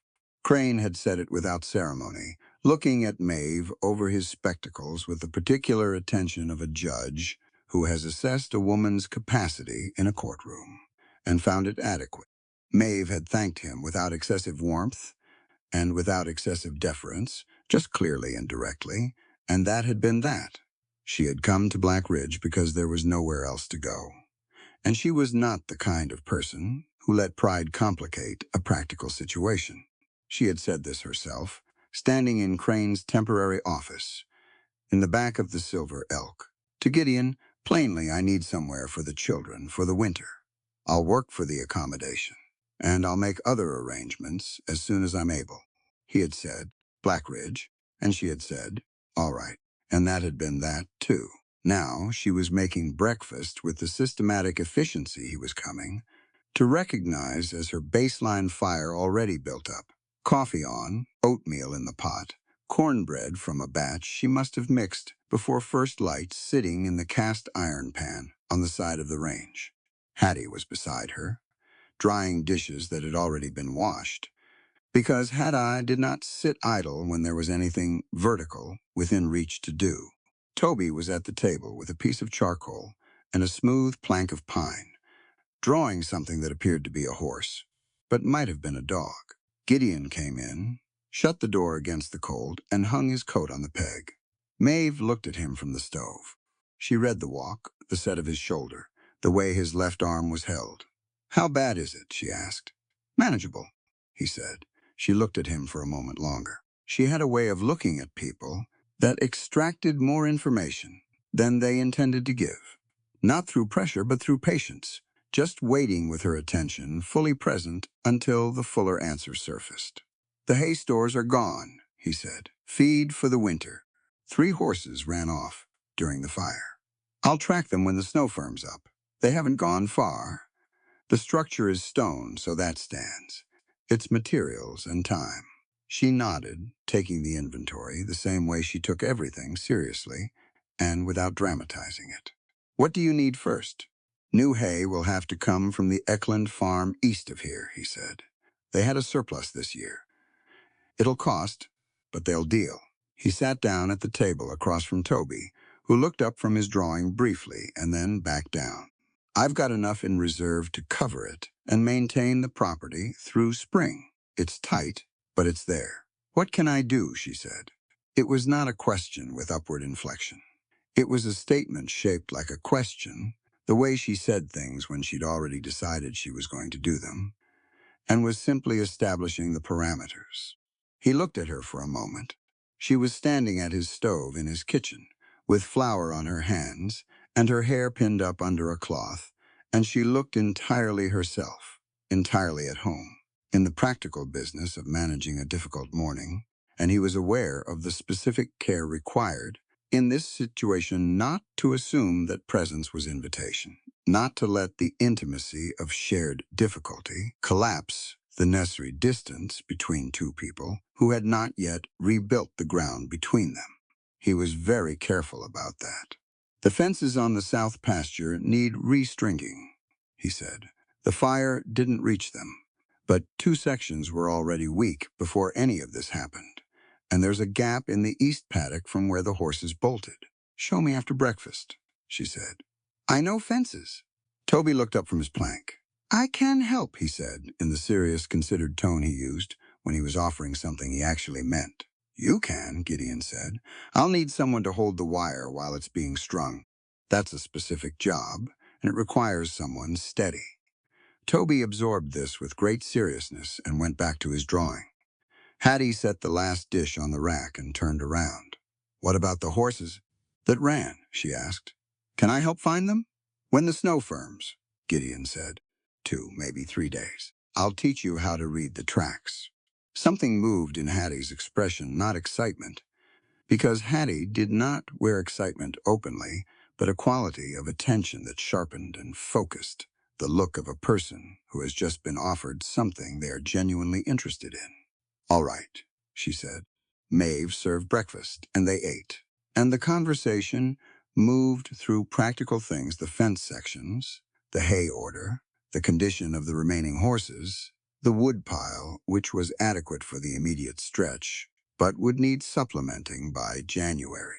It was domestic conversation, the talk of a household in the middle of a working winter, and it had a texture to it that Gideon registered without naming. After breakfast, he went to find his bedroll. Maeve was at the basin washing the breakfast dishes when she heard him moving in the main room, and then the scrape of the trunk being opened near the hearth. She dried her hands and came to the doorway. He had the bedroll out and was organizing it with one-handed efficiency, a practiced, methodical process that she watched for a moment before she understood what he was doing. "Where are you taking that?" she said. "The pasture," he said. "I've got a canvas wall tent in the supply lean-to." It'll go up in an hour. She looked at him. It's December. I've wintered in canvas before, he said. He said it without defensiveness, just factually. The homestead is yours and the children's while you're here. You need the space, and you need the privacy, and you need to be able to settle in without someone else's presence. Complicating it, Gideon. It's what's right, he said simply and finally. Not arguing, not performing gallantry. Just stating a position he had clearly arrived at through his own process and was not revisiting. She studied him for a moment. You're going to freeze, she said. Unlikely, he said. I've built fires in worse conditions. She crossed her arms. This is not a reasonable arrangement. It's a reasonable arrangement given the circumstances, he said. He looked at her directly. You're legally married to another man. You're in a public dispute that the whole territory is watching. Your reputation is already being managed by people who would like to see you fail, and your ability to advocate for those children in court depends on no one having a credible reason to question your character. He said all of this without heat, just laying out the logic, the same way she laid out logic in sequence without gaps. You know I'm right. She was quiet for a moment. He was right. She found it mildly irritating, which was the response she generally had to correct arguments she hadn't made herself. At least take the extra quilt from the cedar chest, she said. He took the quilt. The canvas wall tent went up that afternoon on the south side of the pasture, sheltered from the north wind by the stone wall of the homestead, and from the west by a dense stand of juniper. It was a solid structure, military canvas, treated with a ridgepole that Gideon had set, with the precision of a man who understood that a poorly rigged shelter was an emergency waiting to happen. He got the small iron field stove set up inside it with a flue pipe through the roof and a good stack of split wood within reach from the tent flap. It was not comfortable in the way the homestead was comfortable. It was adequate, which was what he needed. Maeve came out at dusk and looked at it. She walked around it once, checking the guy lines, looking at the flue pipe clearance, checking the stove situation. He watched her do this from where he was splitting wood nearby. The north seam, she said, pointing at the canvas. He looked. There was a small gap where the grommets had pulled slightly, barely visible. He would have caught it himself in the morning, but she had caught it now. I'll seal it tonight, he said. She nodded, satisfied, and turned back toward the homestead. Then she stopped. Gideon, she said. He looked at her across the dusk, across the pale snow and the last gray light, the juniper behind her dark, and the homestead windows warm behind him. Thank you, she said, for all of it. The blizzard, the barricade, the hearing, she paused, for stepping back when I told you to, and riding through a storm when I didn't have to tell you. He was quiet for a moment. You don't have to thank me. I know I don't have to, she said. That's why I am. He held her gaze across the distance, and he thought about 14 years, and the letters that never arrived, and the hairpin that had traveled through a war and a cholera ward, and a train across 3 territories, and ended up on a depot platform in Box Elder, Wyoming. And he thought about the girl he had known, and the woman standing in his pasture in December snow who had just argued a forged guardianship into pieces in front of 40 witnesses and a circuit judge. He didn't say any of that. He filed it away in the place where he kept things that were important, and not yet the right time. Good night, he said. Good night, she said, and went inside. 3 days after the hearing, he rode to the Box Elder land office and had the deed drawn up. He'd thought about it carefully, not impulsively, not romantically, but with the sober arithmetic of a man assessing what was fair. Maeve had no legal standing of her own in the territory yet. She was in divorce proceedings that would take months. She had 2 children in her care under an emergency custody order that required her to demonstrate stable housing and a viable household.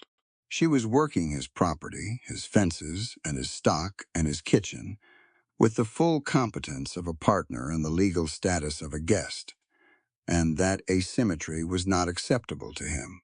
He had the land office clerk draw up a formal half-interest tenant deed for the Black Ridge property, naming Maeve Linwood as co-tenant with all attendant rights to the land, the existing structures, the water rights along the East Creek, the grazing permits. It was not a temporary arrangement. It was a legal document with his signature and the county seal, and it said what he meant it to say, which was that she had full equal standing on this land, and he intended that to be a matter of record. He brought it home that evening and set it on the kitchen table after supper, while the children were occupied at the hearth. Toby had fallen asleep with his head on his arms, and Hattie was reading from the one book in the homestead that was not a surveyor's manual, a collection of American history essays that she had apparently found in the trunk, and had worked her way through with the focused appetite of a child who had been given insufficient access to books. Maeve looked at the deed. She read it fully, every line, the way she read everything, not skimming, not assuming, actually reading. He sat across the table and let her read. When she was done, she set it down and looked at him. "This is a significant thing," she said. "It's a fair thing," he said. "There's a difference, it's both," she said. He looked at the deed on the table. "You work this soil as an equal partner," he said, "not as someone living on my grace." He said it steadily, without formality, just the plain statement of what he meant. "I want that to be the legal fact and not just my intention. Intentions are worth less than ink on paper in a territorial court." She was quiet for a while. "You know this complicates your situation," she said. "Legally, financially. If the divorce proceedings drag into spring." "I know," he said. "And if Vane's lawyers try to attach the deed in the fraud proceedings." "I spoke to Redfield about that," he said. "The deed is a private property transfer, prior to any proceedings involving Vane. It's clean." She looked at him across the table. The lamp was between them, throwing warm light across the document and across his hands and across the straight, composed line of her face. "Why?" she said. It was a genuine question, not a challenge. She wanted the real answer. He thought about how to say it accurately. "Because you could have run," he said. "That first night in the blizzard, you could have kept going. You could have gone to Laramie or Cheyenne and started over somewhere, with no record of Bitter Creek. The children would have been absorbed back into Vane's custody, and the claim would have stayed buried, and you would have been free." He held her gaze. "You didn't. You stayed, and you built the case, and you stood up in that saloon, and you said what needed to be said in front of everyone who needed to hear it. That deserves more than my goodwill and a guest room." She looked at the deed for another moment. Then she picked it up and folded it carefully and set it beside her in the place where she kept things she intended to act on. "I'll file a copy with the land office when I'm next in town," she said. "Already filed," he said. "There's a county-recorded copy. That's yours." She looked up at him. Something in her expression, not surprise, but the recognition of a thoroughness that matched her own, shifted just perceptibly. "You're a careful man," she said. "When it matters," he said. The winter settled into its rhythms after that. Days built themselves around the work. Gideon and Toby restrung the east paddock fence. On the second day, Toby holding the wire with both hands, and his tongue pressed between his teeth in concentration, taking the job with a seriousness that made the work go faster than it would have with most adult helpers. Gideon showed him how to read the tension in the wire by feel, how to know when it was right without measuring it. "How do you know?" Toby asked at one point, standing with the wire between his cold-reddened palms. "You feel it," Gideon said. "It's got a sound when it's right, kind of a low ring if you flick it." Toby flicked the wire with one finger and listened. Then he flicked it again. "Like that?" "Exactly like that," Gideon said. Toby looked at the section of fence with satisfaction and moved to the next post. Hattie, when the snow firmed, went tracking with Gideon across the east pasture and the rock shelf beyond, following the line of hoof prints that had scattered in 3 directions during the fire. They found one horse by mid-morning, a gray mare, who had gone 2 miles east and was standing in a sheltered draw behind a rock formation, calm and eating from a patch of exposed dry grass. The second they found late afternoon, near the creek. The third came back on its own the following morning, walking into the paddock, as though it had simply been on an errand and had now returned. Hattie tracked all of this with intense, quiet attention, learning to read the snow the way Gideon read it. Not just the prints themselves, but the depth, the displacement, the way the edge of a print told you how long ago it had been made and how fast the animal had been moving. "You take to this," Gideon told her on the second day, reading a partial print in a shaded section of rock shelf where the snow was thin. "I like knowing where things are," she said, crouching over the print with her elbows on her knees, knowing the real situation, not guessing. He understood that with the specific understanding of a person who had spent years in situations where guessing wrong had real consequences. "That's what tracking is," he said. "Reading what's actually there instead of what you expect to find." She looked up at him. "You can teach me more?" "Yes," he said. "A lot more." They found the second horse 2 hours later. In the evenings, the homestead had a particular quality of warmth that came from more than the stove. It came from use from 4 people occupying a space with their own purposes and their own presences, filling the corners of it with work and conversation and the ordinary sounds of a functioning household. Dishes and boots, and the scratch of charcoal on pine planks, and the occasional question from Toby that interrupted everything. In the stone cabin, Maeve sat at the table and worked through papers she'd gotten from Crane's clerk. The divorce proceedings, the custody documentation, the property records she needed to understand thoroughly before the next court date. She read carefully, and she made notes in the small journal she had carried in her traveling bag since Baltimore. And she built the case the way she built everything, from the foundation up. In the canvas tent across the pasture, Gideon sealed the north seam with tallow and pine pitch on the first cold night, and kept the field stove burning low through the dark hours, and listened to the wind off the ridge and was not particularly uncomfortable. Because he had been in considerably worse, and because he understood that the discomfort of the present arrangement was not a hardship but a choice, and choices made in service of something right had a different quality to them than hardships imposed from outside. He was not unhappy. That surprised him, if he was being honest with himself, which he tried to be. He had lost a winter's hay stores and 3 weeks of fencing and a barn that had taken him 2 years to build. He was sleeping in a field in December, with a bullet hole in his shoulder. Malachi Vane was somewhere to the west, with a lawyer and a fury, and a specific personal interest in making all of their lives more difficult.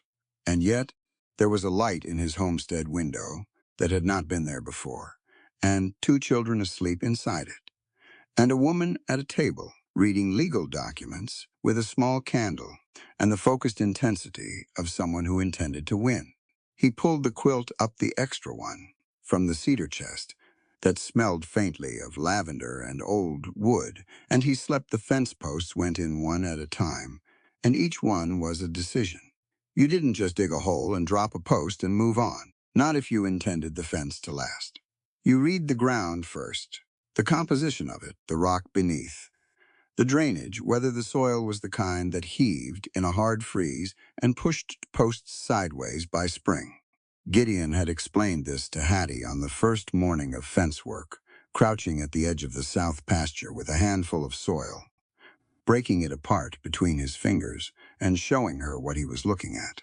"Frost goes down 3 feet here in a bad January," he said. "You set the post at 2 feet. Come, March it's leaning like a drunk. You set it at 4, it stays." Hattie had looked at the soil in her own palm, then at the post hole digger propped against the wire spool. "So every post has to go deep," she said. "Everything worth building goes deep," he said. "That's true of most things, not just fences." She had looked at him with those careful eyes, deciding whether he was being philosophical on purpose, or whether it had come out accidentally. Then she had picked up the post hole digger and gotten to work. That had been 3 weeks into December. By Christmas, the south pasture fence was fully restrung, 42 posts and 3 gates, solid and square, with the wire tensioned to the proper ring that Toby could now confirm by ear without being reminded. The boy had developed a proprietary relationship with that specific test. He would flick every new section of wire and listen and pronounce judgment with the gravity of a tradesman inspecting his own work. The barn was a larger undertaking. The stone foundation was sound, as Gideon had assessed, and the walls could be rebuilt on it. But stonework, in the dead of winter, required care mortar mixed in frozen conditions, crumbled by spring if it wasn't done correctly, and Gideon would not do it incorrectly because he did not intend to build this barn twice. So the stonework waited for a window of weather, and in the meantime, he and Maeve worked on what could be done in the cold, salvaging usable timber from the wreckage, sizing and cutting new lumber from the stand of pine on the north ridge, organizing what the barn would need in terms of stall hardware and roofing material and the iron brackets he'd have to order from the smithy in Box Elder. It was a long list. They worked through it methodically, dividing it by what required his shoulder and what didn't, which was its own ongoing negotiation. He had spent the first 2 weeks after the barricade fight working one-armed without complaint, and Maeve had watched this for 2 weeks before she said anything. When she finally said something, she said it directly. "You're compensating wrong," she told him one evening, watching him try to lift a section of salvaged timber with his right arm alone. "You're putting the weight on your right hip to make up for the left shoulder, and in about 2 more weeks, your right hip is going to give you a second problem." He stopped and looked at her. "My father had a labor injury," she said. "Shoulder, same side." The compensation was worse than the original damage. By the end of the first month, she came and took the other end of the timber. "Two-person job," she said. There's no shame in that. He had accepted this without argument, which was its own small milestone. They developed a system. 2-person lifts, 2-person carry, her on the lighter end, not because she couldn't take weight, but because his right shoulder needed to remain functional, and she was thinking 3 weeks ahead to when the stone work would begin, and he'd need both arms for it. She was always thinking ahead in that organized sequential way of hers, building the plan before the problem fully arrived. The children worked alongside them most days. Toby carried, stacked, fetched, and handed things up when things needed handing up. And his usefulness was genuine rather than performed. He understood what was needed before being asked, which was the particular intelligence of a child who had spent years reading situations accurately for his own survival, and was now applying those same skills to something constructive. Hattie moved between physical work and the lesson sessions that Maeve conducted in the evenings, and she moved between them with equal seriousness. She was behind in her schooling 2 years at minimum, possibly more, given what her education had looked like under Vane's roof, and she applied herself to the gap with the focused intensity she applied to everything. Maeve used what was available. There were no school books in the Black Ridge homestead, but there were the surveyor's manuals, the history essays, an almanac from 1879, and a Methodist hymnal that Maeve had found in the bottom of the cedar trunk. She used all of them. She taught from whatever was in front of her reading, and arithmetic from the surveyor's manual, geography from the almanac, penmanship from Gideon's letter templates that she found in the desk drawer and repurposed without ceremony. Toby's sessions happened in the mornings, before the outdoor work began, at the kitchen table with pine slates and the piece of charcoal he'd been drawing horses with on his first day. He learned his letters the way he learned everything, quietly, thoroughly, without fanfare, asking precise questions when he didn't understand something, and not asking them when he did. One morning, in the 3rd week of December, Maeve set the slate in front of him with the day's letters laid out, and he looked at it for a moment and then looked up at her. "What does my name spell?" he said. She wrote T-O-B-Y on the slate and pointed to each letter and said its sound. He stared at it for a long time. Then he picked up the charcoal and copied it underneath her version. Slowly, each letter formed with the deliberate care of someone handling something fragile. When he was done, he looked at both versions. "Mine's smaller," he said. "It'll get bigger as you practice," she said. He traced his version again with his finger, not writing, just touching. "That's me," he said. "On the slate, that's you," she said. He sat with that for a moment, a 6-year-old boy holding the specific profound discovery that his own existence could be made permanent on a surface, that the marks meant him and would keep meaning him. After he moved his hand away, she let him sit with it. Some realizations needed their full minute. Christmas passed quietly. Maeve had no gifts to give and said so plainly, which was a relief to everyone who had been privately dreading the pretense. Instead, she made a proper meal, venison stew and cornbread and dried apple cake, the best the pantry could support. And after supper, Hattie read aloud from the history essays, while Toby drew, and Gideon sat in the chair near the hearth and cleaned his rifle with the methodical attention he gave to things that needed to remain reliable. It was not a festive Christmas in the decorated sense. It was warm and full of food, and populated by people who had chosen to be in the same room, which was its own kind of celebration.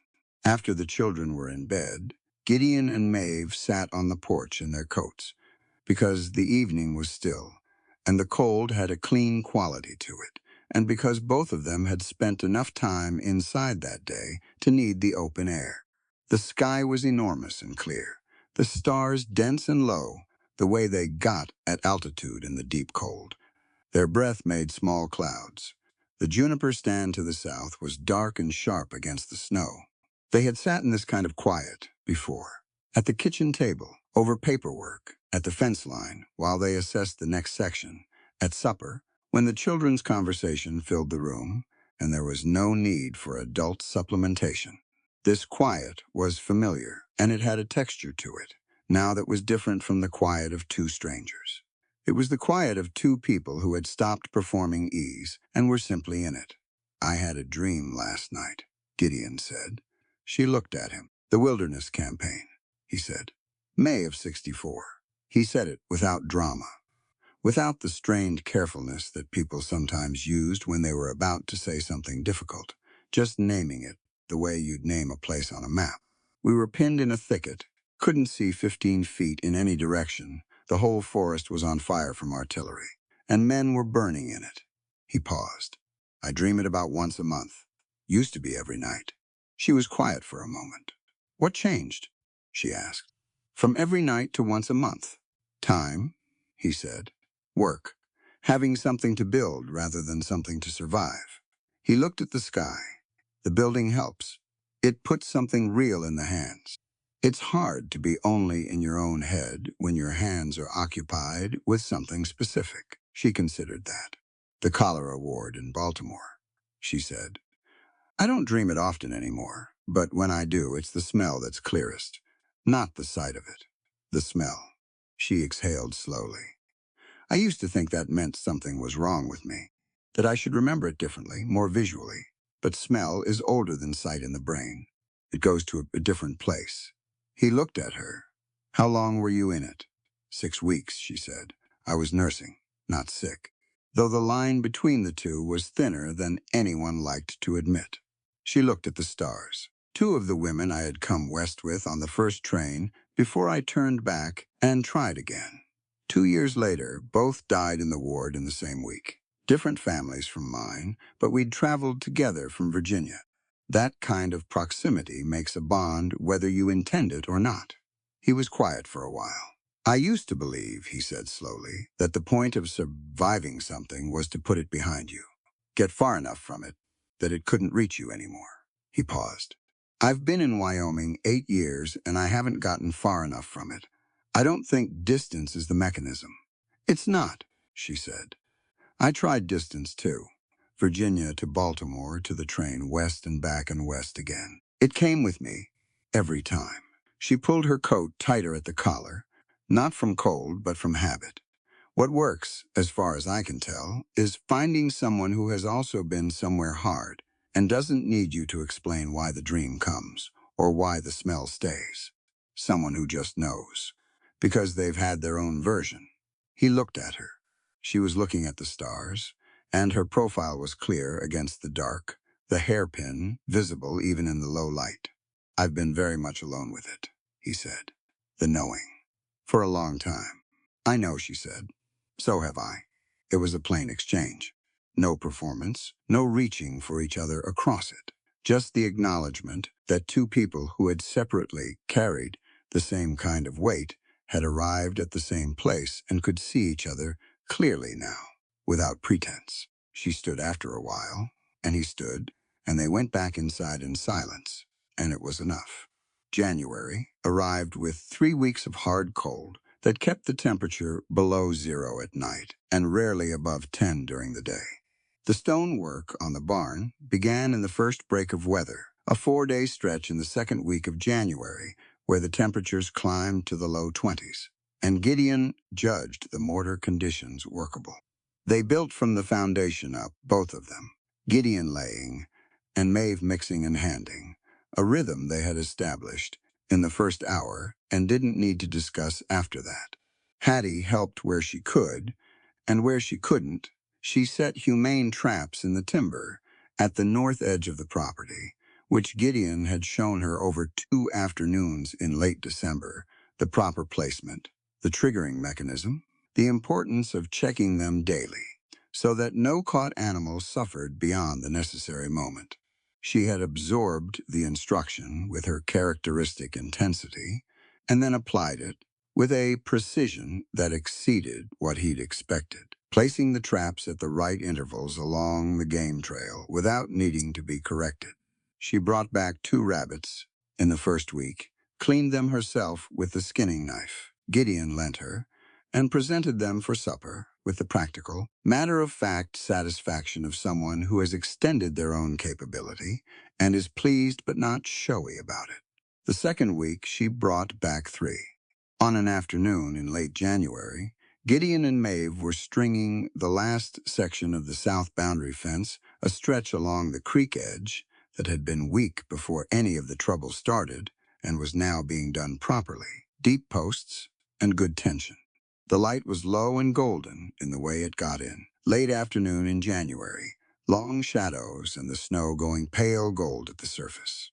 Toby was at the creek edge, 15 feet away, watching the water move under the thin ice shelf that had formed at the bank, absorbed entirely in whatever he was seeing there. The bubbles, the current, the way the ice was clear in some places and white in others. Maeve had the wire spool, and Gideon had the come-along fitted to the fence brace, and they were working in the good silence of people who have done enough of a task together that communication has been mostly replaced by the understanding of each other's timing. She handed him the wire. He fitted it to the come-along. "Toby," she said without raising her voice. "Come read this section." Toby came away from the creek without complaint, stepped to the fence, and flicked the wire with one finger. He listened. Flicked it again. "It's right," he said. "You're sure?" Gideon said. Toby flicked it a third time with the judicious thoroughness of someone who does not like to be wrong. "It's right," he said again, and went back to the creek. Maeve watched him go. He was crouched at the bank again within 30 seconds, his chin on his folded arms on the ice shelf, watching the water below with total concentration. "He's going to be a naturalist," she said. Gideon looked at the boy. "Or an engineer," he said. "He thinks about structures. I've seen him studying the fence posts, trying to understand why the depth matters." "Both?" "Maybe," she said. She unspooled the next section of wire, and he moved to the next post, and they kept working.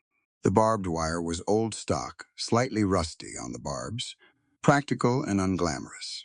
Gideon had a brief and specific hatred of barbed wire that he had inherited from the first rancher he'd worked for in Wyoming, a man who had said that barbed wire was the end of the open range and the beginning of something meaner. He still used it because it was what the fencing required, and the alternatives were more expensive. But he used it with respect, careful of the barbs, careful of the tension, aware of what it could do to an animal or a person who got tangled in it carelessly. Maeve handled it with equal respect, with gloves, with attention. She had learned in the first week of fence work to keep the wire controlled, never letting it spring free under tension. Because an uncontrolled spring of barbed wire at close range was a serious injury looking for a place to land. "It's strange," she said, working the wire around the corner post. "What is?" "We've been stringing this fence to define the property boundary," she said. "But it doesn't feel like confinement. It feels like the opposite." He looked at the fence line, at the posts they'd set deep in the frozen ground, and the wire they'd run between them. And he understood what she meant.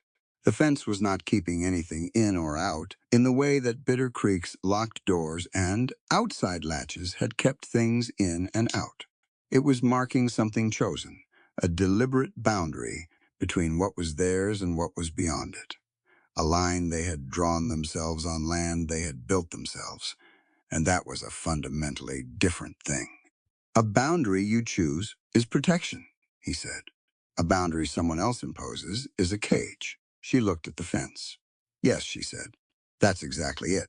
They finished the section before the light failed, and Toby called them to the creek to show them where the ice had formed a small, perfect arch at the edge of the bank. Two ice crystals grown together from opposite sides of a thin channel until they'd met in the middle and joined, and he was very interested in how that had happened, and whether it was an accident or whether it was something the water did on purpose. Gideon crouched beside him and looked at the arch. "Not an accident," he said.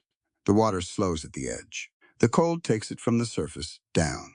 The arch forms because the current pushes both sides toward the center until they meet." Toby looked at the arch for a while. "So the water made it happen," he said, "even though the water didn't plan it." "Right," Gideon said. Toby appeared to be satisfied with this. He looked at the arch for one more moment with the proprietary appreciation of someone who has discovered a thing and had it explained, and now fully owns the understanding of it. Then he stood up and said, "I'm cold," and walked back toward the homestead without further commentary. Maeve looked at Gideon. He looked back at her. They had both heard the same thing in that observation. The water made it happen, even though the water didn't plan it, and they were both separately aware of the application. And neither of them said it, because some things were more accurately held than spoken. They walked back together through the pale, cooling January light, the fence behind them running clean and straight and properly deep, the homestead ahead with its warm windows, and the smell of something cooking that Hattie had started without being asked, and the stars already coming on in the eastern sky in the way they did at this altitude, visible before dark had fully arrived, asserting themselves early against the fading light. Gideon walked with his hands in his coat pockets and his left shoulder easier than it had been in weeks. The deep ache was still there in the mornings, still there in the hard cold, but it had settled into something manageable, something he could work alongside without adjusting for. He had stopped favoring it without realizing he'd stopped. Maeve noticed. She did not say anything about it, but he saw her notice. He went to the tent that night and built the stove up and sat with his back against the ridgepole for a while before he lay down, listening to the wind off the ridge and thinking about ice arches and deep fence posts and the particular quality of a shared silence on a cold porch in December. The quilt from the cedar chest was warm. He had stopped thinking of it as her quilt and started thinking of it as his, which was what happened with things you used every day and trusted. He slept without dreaming. The trial date was set for the second week of March. Redfield had delivered the news himself, riding out to Black Ridge on a gray afternoon in late February with the official court notice folded in his coat and the particular expression of a man who has more to say than the document says. He sat at the kitchen table with a cup of coffee and laid out what he knew. Malachi Vane's attorney had filed 4 separate motions in January, all of them denied. The territorial court in Cheyenne had confirmed the Holloway deed intact, exactly as Maeve had said it would be.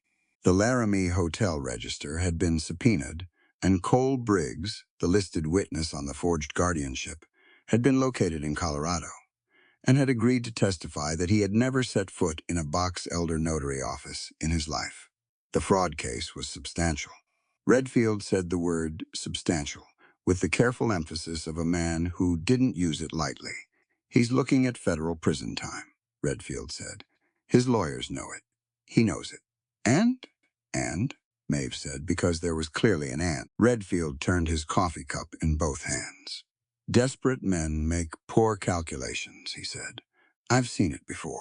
When a man sees everything closing in, sometimes he reaches for the one thing he thinks he can still take. He looked at Hattie and Toby, who were at the hearth. Toby was actually reading, slowly and carefully, from the almanac, running his finger under each word. Hattie was beside him, not reading, just present, being near her brother the way she always was. When she sensed the atmosphere shift, Maeve looked at them too. She understood what Redfield was telling her without him having to finish it. I'll increase my patrols on this road, Redfield said, but I can't be here every hour. I know, she said. Thank you, Joe. He left at dusk. Gideon walked him out and they spoke briefly at the horses, voices low, and then Redfield rode west toward Box Elder and Gideon came back inside. He looked at Maeve across the kitchen. I heard, she said. He nodded. I'll move the field stove out of the tent and into the barn tonight, he said. I'll sleep there until the trial. The barn's not finished, she said. The walls are finished, he said. That's what matters. He moved to the barn that night. He brought his bedroll and the stove and enough wood for a week and set himself up in the corner, stall nearest the main door, where he had clear sightlines to both the barn entrance and the east window that looked toward the road. He was not dramatic about it. He just did it, the way he did things that needed doing, without ceremony and without requiring anyone to acknowledge the significance. February ran out. March arrived cold and iron gray, and the first week of it passed without incident. And then the second week began, and the trial was 4 days away, and Malachi Vane had not appeared. The moonless night came on a Tuesday. Gideon woke at 2 in the morning to a sound that was not the wind, and not the horses settling, and not any of the nocturnal ordinary sounds of a working ranch at night. It was specific. One soft compression of frozen ground, then another, then a pause that was not a natural pause. He was on his feet before the third footfall. He did not light the stove lamp. He moved in the dark to the east window and looked through the gap in the new timber frame and saw nothing for 10 seconds. And then he saw the shape of a figure moving along the paddock fence in a crouch, slow and deliberate, using the fence line as cover. The moonless sky made detail impossible, but the size and the particular set of the shoulders were enough. Vane, alone, as far as Gideon could see. He scanned the perimeter twice and saw no other figures. That told him something. Vane had not come with his hired men this time, which meant either his hired men had cut their losses on a sinking ship, or he didn't want witnesses to what he was about to do. Neither explanation was reassuring. He moved to the barn door and watched. Vane was heading for the homestead. Not the barn, not the paddock. The homestead, and specifically the eastern side of it where the storeroom was, where Hattie and Toby's. Gideon came out of the barn. He moved fast and without sound across the yard, cutting the angle to intercept, and he was 10 feet from the east wall of the homestead when Vane turned and saw him. For a fraction of a second, neither man moved. Then Vane straightened out of his crouch, and his face in the starlight was not the controlled proprietary face he'd worn in the Silver Elk. It was the face underneath that one stripped of its management, showing what the last 4 months had done to a man who had never previously lost anything he'd decided to keep. Hawk, he said, low and flat. Go home, Malachi, Gideon said. Vane looked at the homestead and back at Gideon. That boy's all I've got left, he said. You understand that? Everything else is gone. The claim, the ranch, the case, it's all gone. But I can still, there are men who will pay for a boy that age. No questions, and I can be in Colorado by morning and... Stop talking, Gideon said. Vane moved. He was bigger than Gideon, and he hit hard, driving with his shoulder into Gideon's chest and taking both of them back against the east wall of the homestead, with a force that knocked the air from Gideon's lungs. The impact against the stone was enormous, and his left shoulder met the wall at precisely the wrong angle. And for a second, the pain was white and total, and he couldn't use the arm. He used what he had. His right elbow caught Vane across the jaw on the rebound, snapping his head sideways, and Gideon got his feet under him and pushed off the wall before Vane recovered his balance. They went into the yard. What followed was not a skilled fight. It was a close-range, desperate struggle between two men in the dark on frozen ground. All grab and impact and leverage, nothing clean about any of it. Vane was strong, and he was running on the particular energy of a man with nothing left to lose, which was its own dangerous fuel.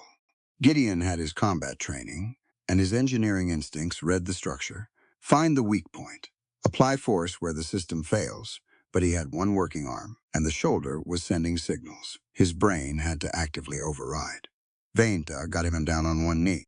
His right hand closed on Gideon's collar, and his left went behind his back. And when it came forward again, there was a knife in it. A skinning knife, short-bladed and heavy, the kind of knife a man carried on a ranch without thinking about it until the moment he reached for it. Gideon grabbed the knife hand at the wrist. They were locked there for a moment, Gideon on one knee, Vane above him with his full weight driving down, the knife between them with neither man controlling it, both of them breathing hard in the frozen air. Then a sound broke the stillness. A sharp, mechanical snap, immediate and decisive, and Vane's left boot left the ground in a violent, involuntary jerk, and the pressure on the knife hand dropped away, all at once, as Vane's balance collapsed. The scream that came out of him was short and compressed, bitten off by pride or shock, but it was real. And he went sideways onto the frozen ground, and the knife spun away into the dark. Gideon looked.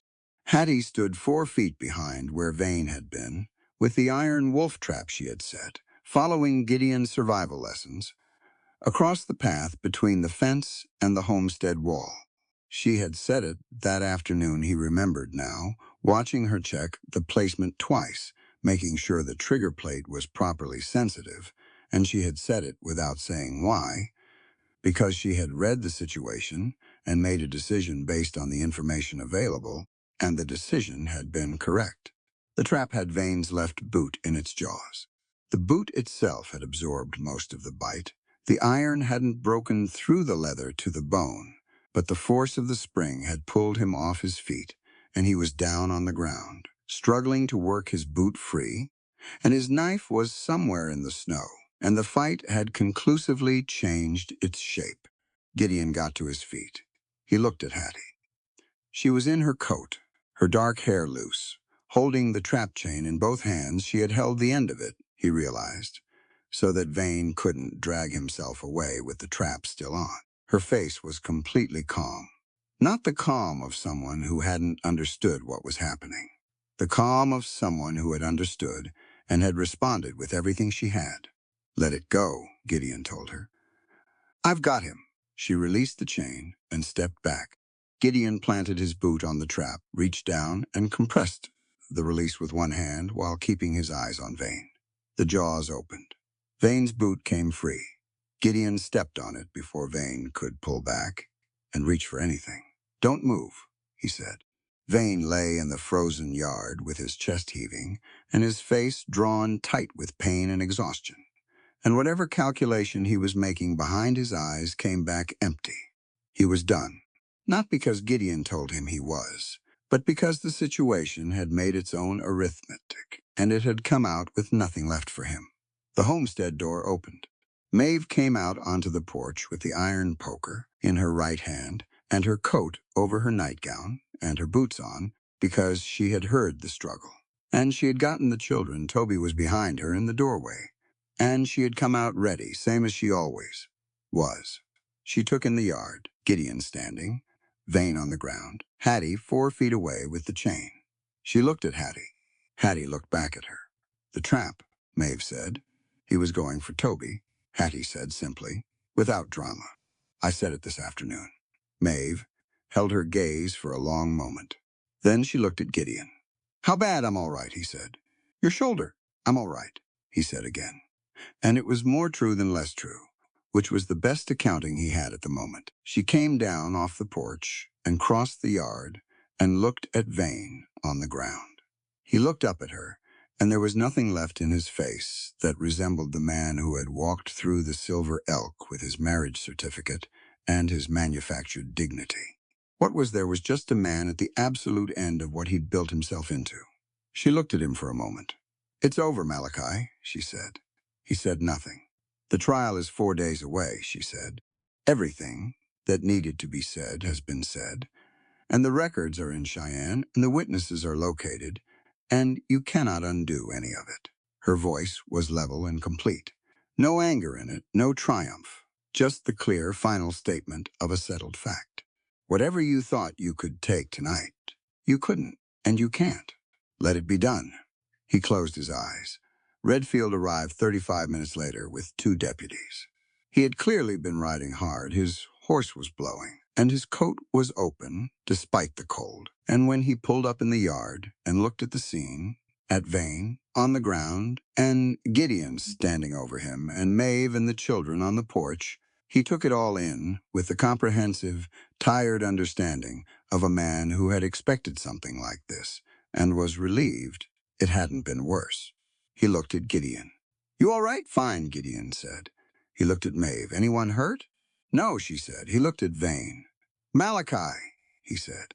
He said it the way you say someone's name when you've known them for years and have arrived at a point you'd hoped to avoid, but always suspected was coming. Not unkind, just final. Get up. Vane got up, slowly, with difficulty, favoring the trapped leg. He stood, and he did not look at Gideon or Maeve or the children. He looked at the ground. Redfield's deputy came forward with the irons.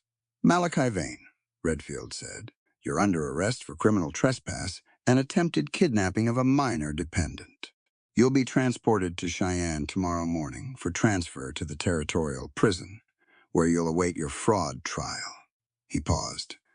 I'd recommend not making this any harder than it is. Vane held out his wrists. The irons went on.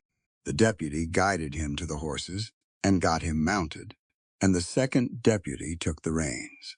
The whole sequence was quiet and procedural. Nothing of the drama of the siege at Black Ridge, nothing of the crowded saloon hearing.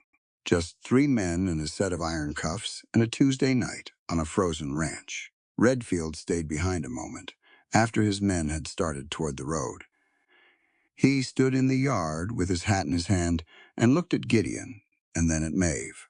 I'm sorry it took this long, he said. Maeve looked at him steadily.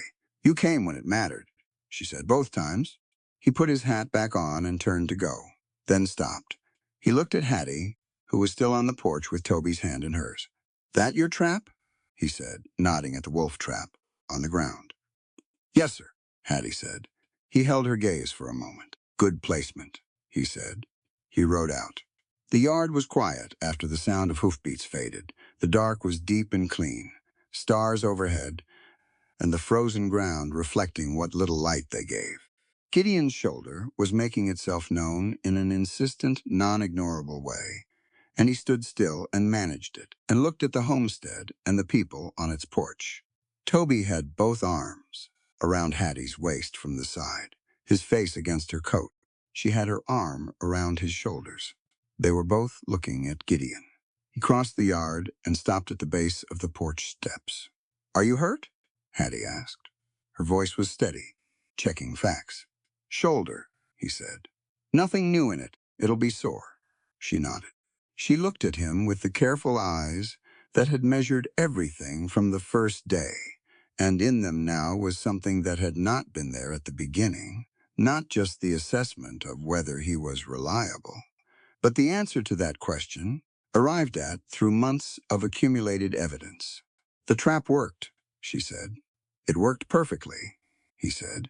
"You said it right, and you held the chain. That was the difference." She absorbed this without excessive response, just the brief, internal registering of something true.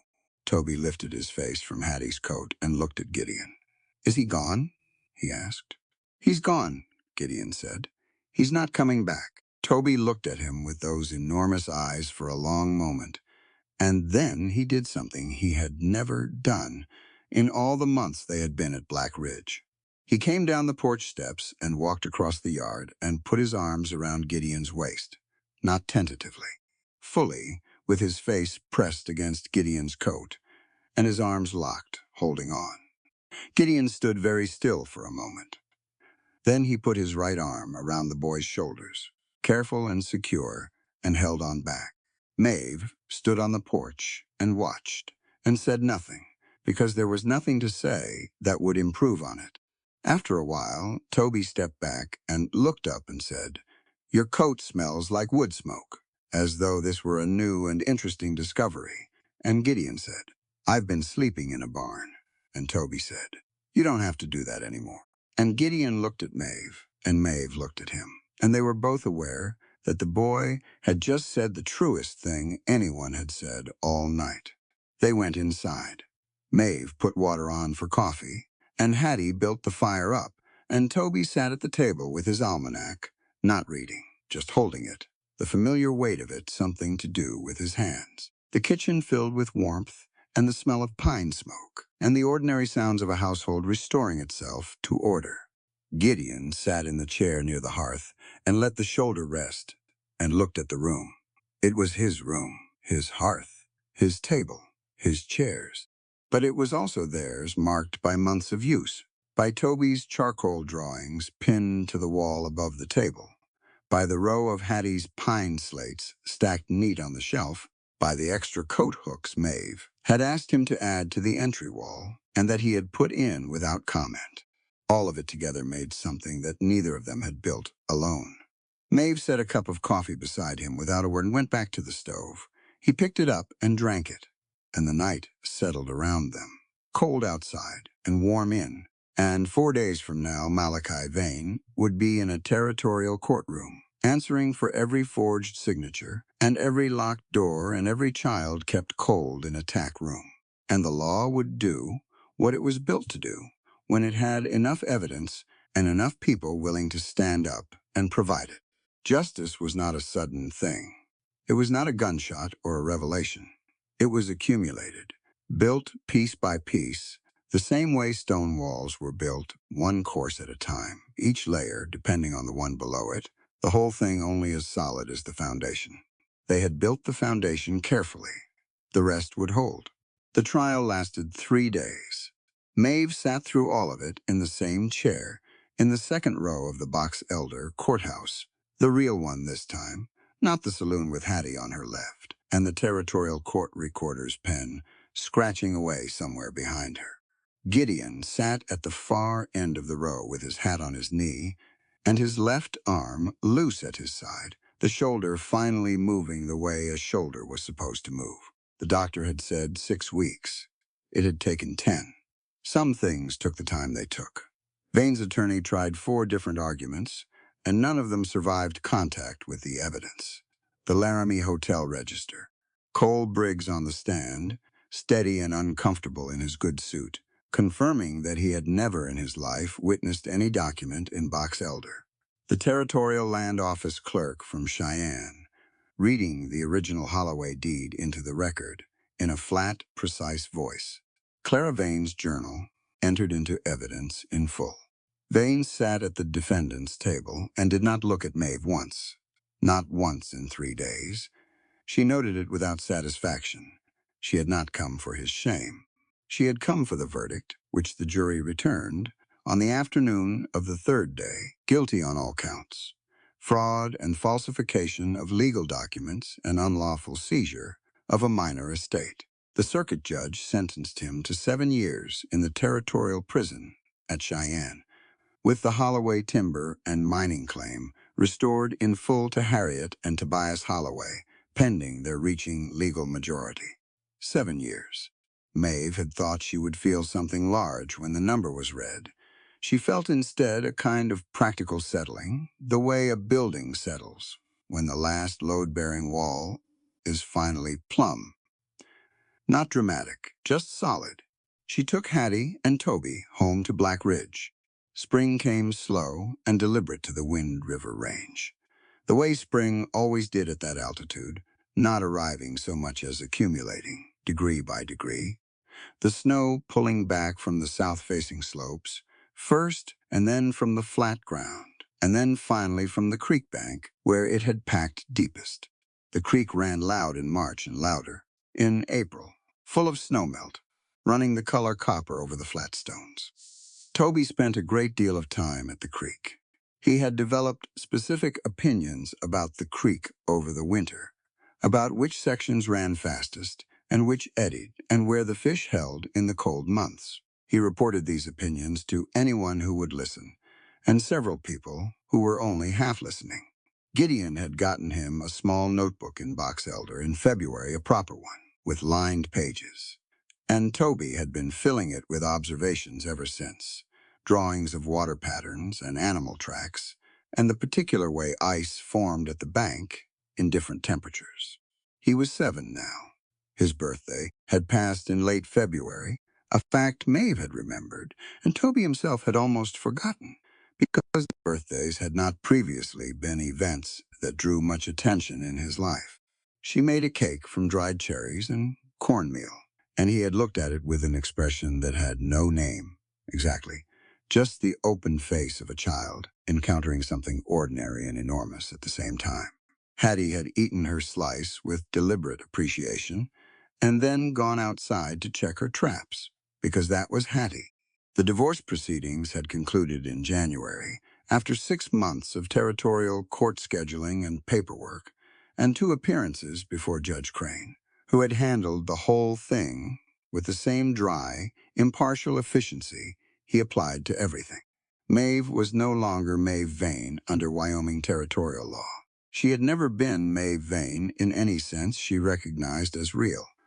But the legal confirmation of it mattered, practically and otherwise.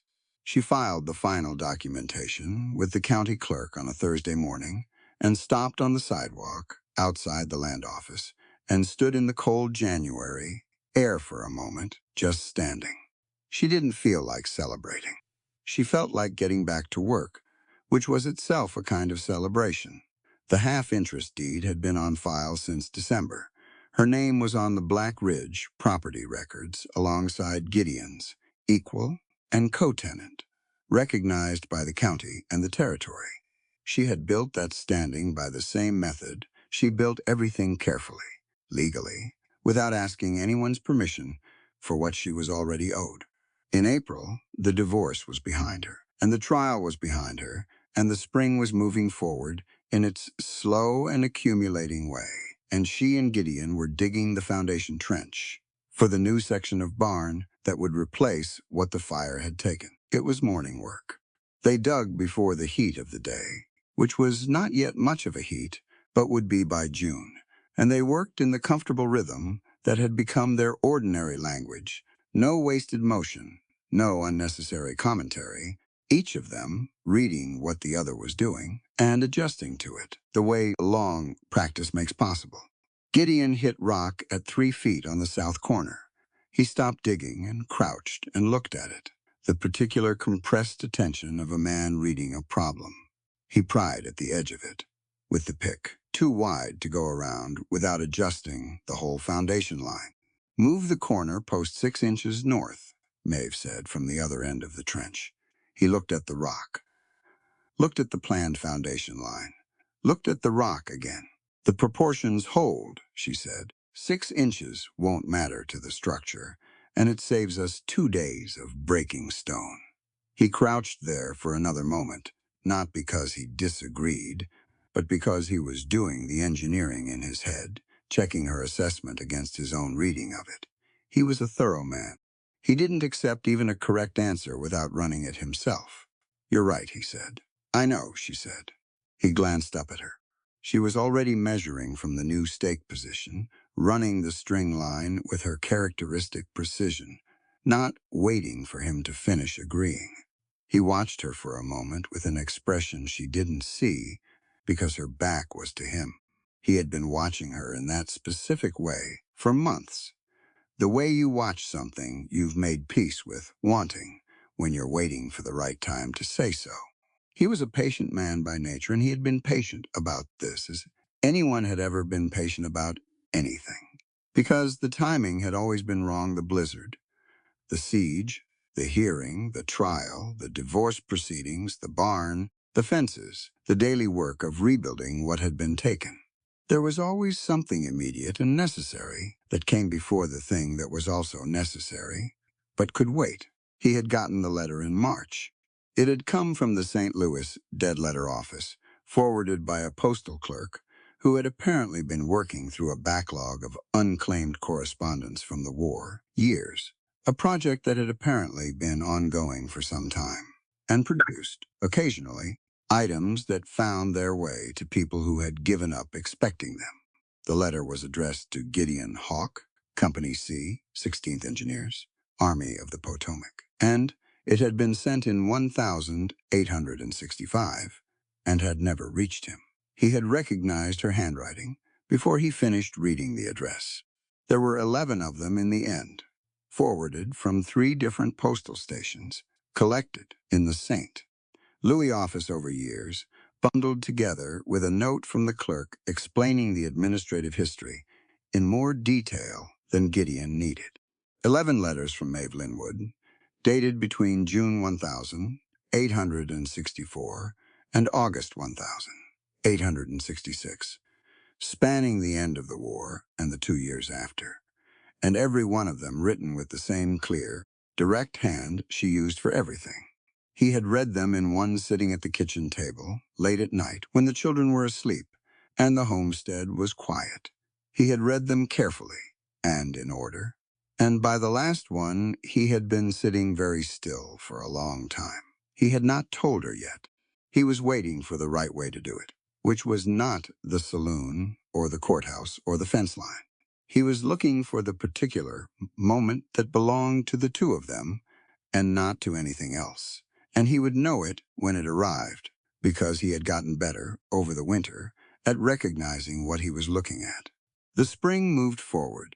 In the second week of May, Hattie got her first letter from the territorial school in Laramie, responding to the application she had submitted, with Maeve's help, in February. The school had a scholarship program for orphaned children of documented frontier homestead families. Hattie's application had been thorough, and her letter of recommendation from Judge Crane had been, by his own standards, effusive.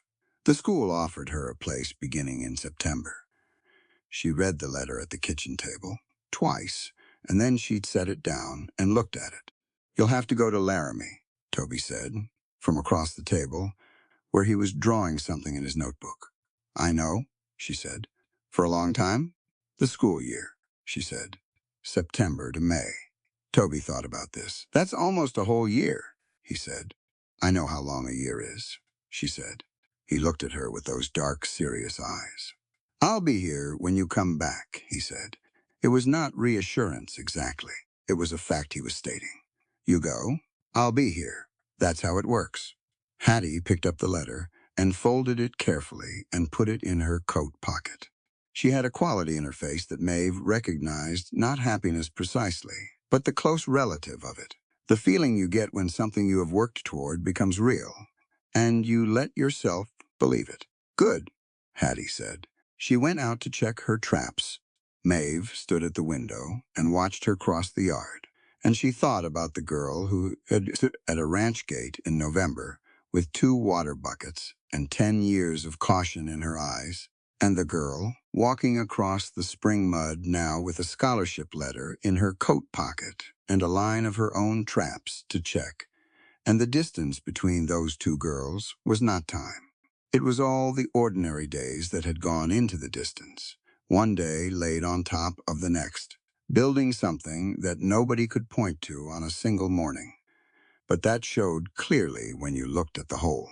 The territorial court sent the adoption papers in June. They came by post, forwarded from the Box Elder Courthouse to the Black Ridge property in a manila envelope with the territorial seal. Maeve signed for them from the postal rider on the front porch on a Tuesday afternoon and took them inside and sat at the kitchen table and opened them. Full legal adoption. Harriet Louise Holloway and Tobias James Holloway, legal children of Maeve Linwood, recorded in the Wyoming Territorial Court, June the 14th, 1884. She read it through twice. She set it flat on the table and put both hands on it and looked at it for a moment. Toby came in from the creek with mud on his boots, which he remembered to take off at the door, because Maeve had asked him to remember this approximately 40 times over the course of the winter. He padded across the kitchen floor in his socks and looked at the paper. "What is it?" he said. She looked at him standing there in his socks on the kitchen floor with creek mud on his hands and his notebook under his arm. And she thought about a 6-year-old boy who had flinched before the wood even hit the ground. And she said, "It's a paper that says you're mine." He looked at the paper. He looked at her. "I was already yours," he said. "Now the territory knows it too," she said. He seemed to find this a reasonable development. He put his notebook on the table and went to wash his hands at the basin, already thinking about something else, which was exactly the response she had hoped for, not a dramatic moment, just a fact absorbed and filed, the ordinary way that permanent things ought to be received. She was still sitting at the table when Gideon came in. He saw the paper.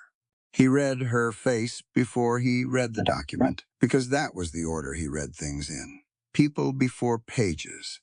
He came and stood at the end of the table and looked at what was in front of her. "June the 14th, he said. "Yes," she said. He stood there for a moment, and she felt him looking at her with the quality of attention he had that was different from other people's attention. Not demanding anything, not performing anything, just present and clear. "Maeve," he said. She looked up at him. He pulled out the chair across from her and sat down. He reached into his coat and took out a small wooden box, plain pine with a fitted lid, nothing decorative about it, and set it on the table between them. She looked at the box. "Open it," he said. She lifted the lid. Inside, wrapped in a square of clean cloth, was a bundle of letters, 11 of them, folded, with her own handwriting on the outside of each one. She recognized the handwriting before she could process what she was seeing. Recognized it the way you recognize your own face, before thought, before understanding, just the immediate knowing. She picked up the top letter. The paper was old. The ink had faded to a warm brown. Her own hand, Virginia 1865, addressed to Gideon Hawk, Company C. She looked at him. "St. Louis, Dead Letter Office," he said. "They came in March. I've been trying to find the right time." She set the letter down carefully. She picked up the next one. "August 1864, before the war ended, a letter she had written at her mother's table in Richmond by the light of a candle stub, because candles had been scarce that fall, and you used what you had." She remembered writing this letter.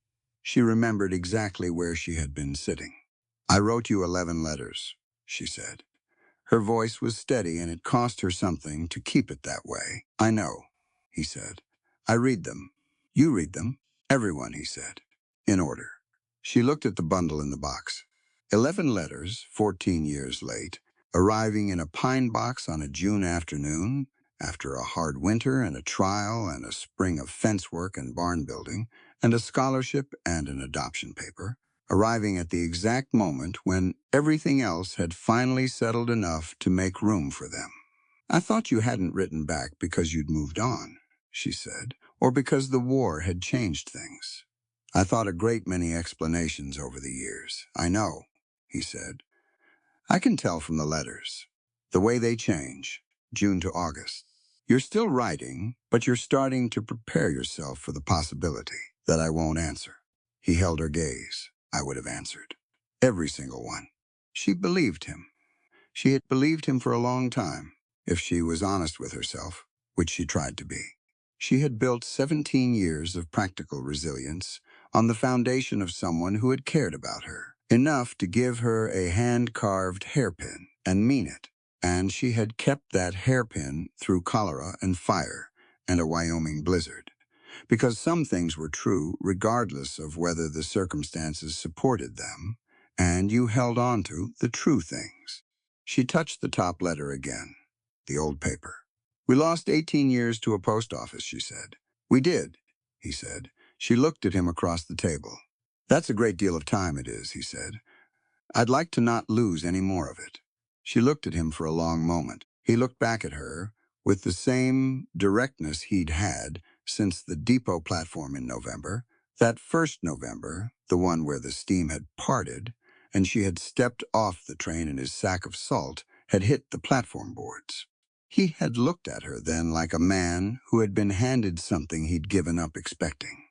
And he looked at her now the same way, but with the additional weight of everything between then and now, the blizzard and the barricade and the canvas tent in the December pasture and the fence posts set deep in the frozen ground.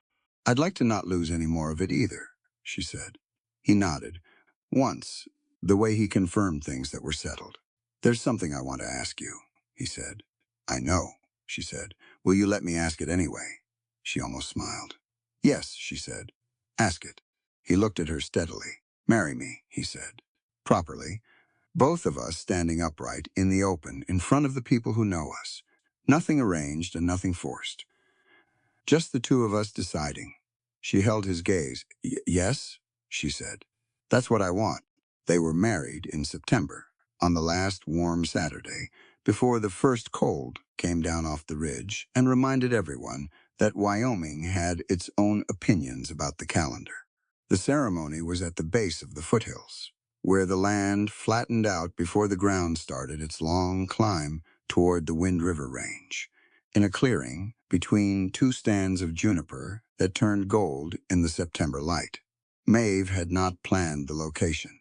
Gideon had found it on a morning ride in August and come home and described it to her, and she had gone out the next day to look at it herself, and when she saw it, she understood why he'd found it worth mentioning. It had a particular quality of openness, of being neither enclosed nor exposed, just itself, set between the trees and the mountain, with the light coming through at an angle that made everything look like it had been there forever, and would stay there forever. Redfield came. He stood near the back of the gathered neighbors with his hat in both hands and a look on his face that was not quite sentimentality, but was the thing that lived in the same region, the expression of a man who has seen a great deal of difficulty resolve itself into something decent and is quietly glad to have witnessed it. The Eklund family came from the East pasture, all 7 of them, including the 2 youngest who fell asleep on the ground before the ceremony was half done, and were allowed to stay there because nobody had the heart to move them. 3 ranching families from the Box Elder area, a woman from the Methodist congregation who had not directly spoken to Maeve before this day, but had made a point of coming anyway, which was its own form of communication.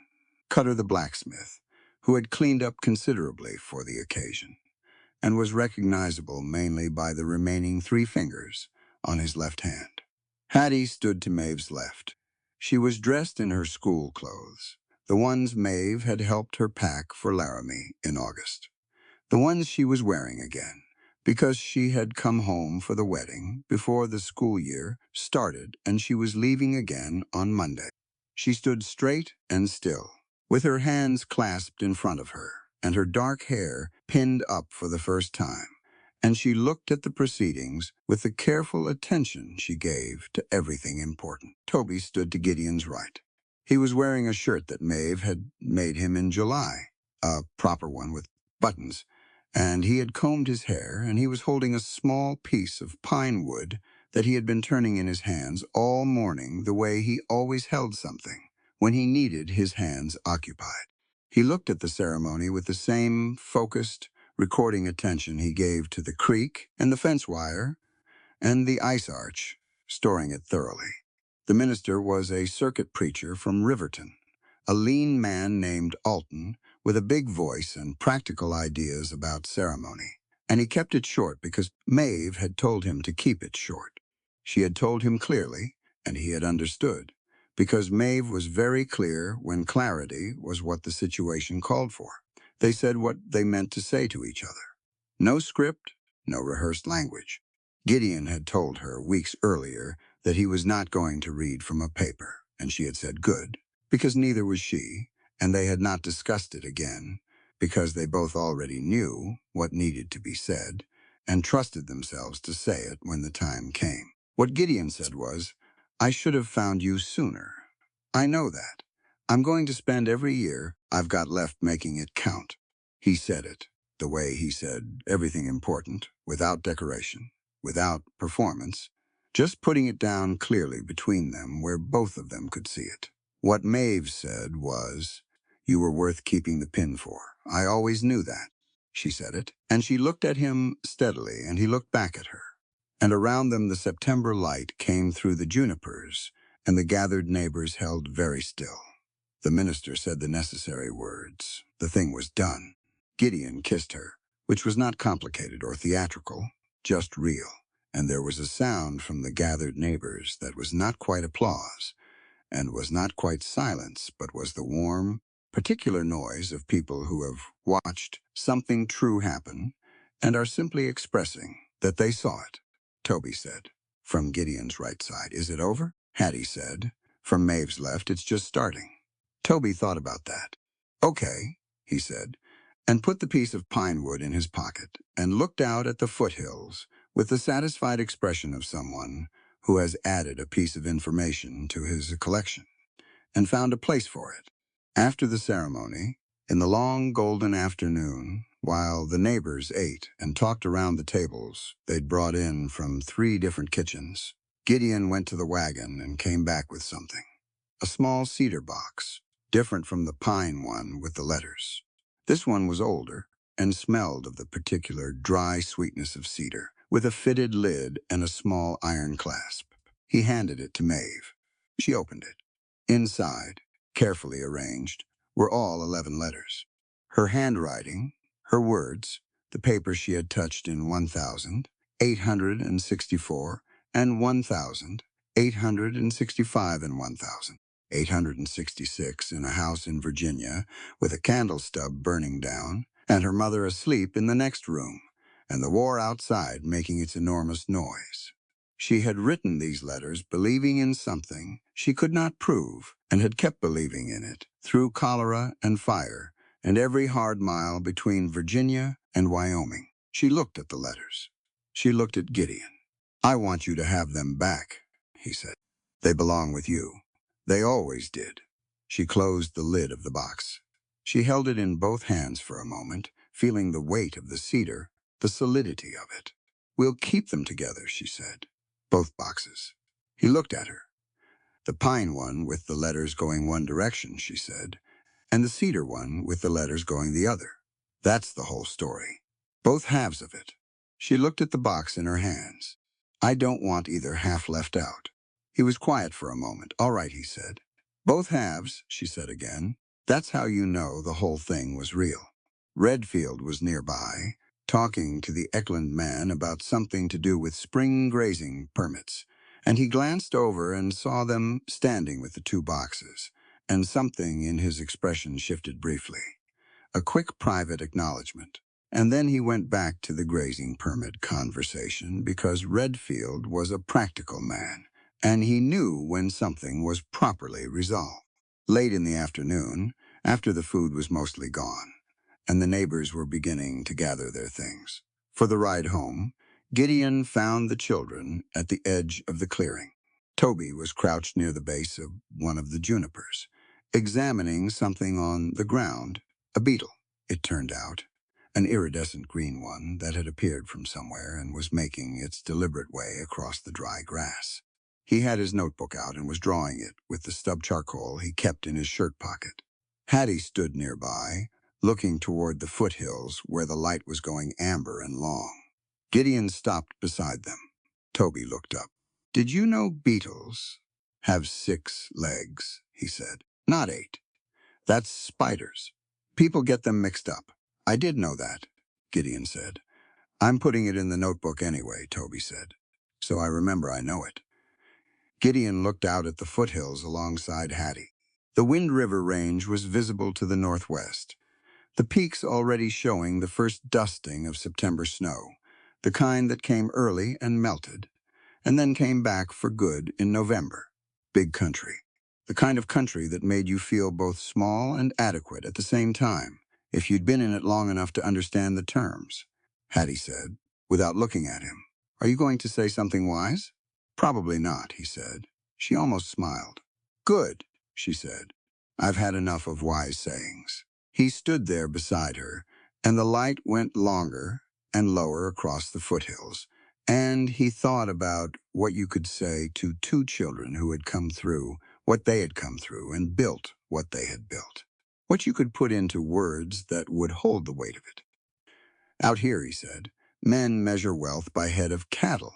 He said it quietly, not as a speech, just thinking out loud. But a true man measures his worth by how firmly he stands for those who cannot stand for themselves. Hattie looked at him. She held his gaze for a moment with those careful, honest eyes that had measured everything from the beginning. You stood, she said. We all did, he said. Toby stood up from his beetle and brushed the dirt from his knees and looked at the both of them with the open recording attention he brought to everything he found worth keeping. Then he looked at the foothills, where the light was pulling long and gold across the rock face. It's pretty, he said, and it was. Maeve came across the clearing toward them, the cedar box under her arm, her hair loose from its pins in the way it always came loose. By the end of a long day, the ebony hairpin still there at the right side, though everything else had shifted. She walked across the dry September grass with the same straight spine she'd had stepping off the train in November, 2 years before, the posture of a woman who had made peace with where she was going before she arrived. She reached them and stood beside Gideon and looked at the mountains. They all stood there for a while. The neighbors' wagons moved out along the road behind them, voices carrying in the still air and fading. The beetle continued across the grass, and Toby watched it go with professional interest. Hattie looked at the mountains with the expression she had when she was planning something, storing information for later. The light went gold, and then amber, and then the amber started pulling toward the color of old copper, the same color as the creek in spring, and the peaks of the Wind River Range caught it last, holding it a little longer than the valley below. Gideon looked at Maeve. She looked back at him. 18 years of letters and distance and hard miles and a Wyoming winter. And here was where it had all come to, this clearing at the base of the foothills with 2 children and the September light. She took his hand, not dramatically, just reaching over and taking it, the way you take something that belongs to you. He held on. The mountains held the last of the light for a long time, longer than you'd expect, the way the best things do. Then the sky went to deep blue, and the first stars came on in the east, early, asserting themselves against the fading light, the way they always did at this altitude. They walked back together through the September dusk. All 4 of them, toward the lights of the homestead, waiting at the end of the field. Behind them, the Wind River Range kept its silence and its snow, and the juniper stood dark and steady in the cooling air, and the clearing held what it had witnessed in the way that certain places hold things not in memory, which belongs to people, but in the particular quality of the light that comes back to them at the same hour, every September, year after year, falling across the dry grass at the same long angle, finding the same ground. Some things you build carefully, and then you step back, and they stand on their own. That was what they had done. That was enough.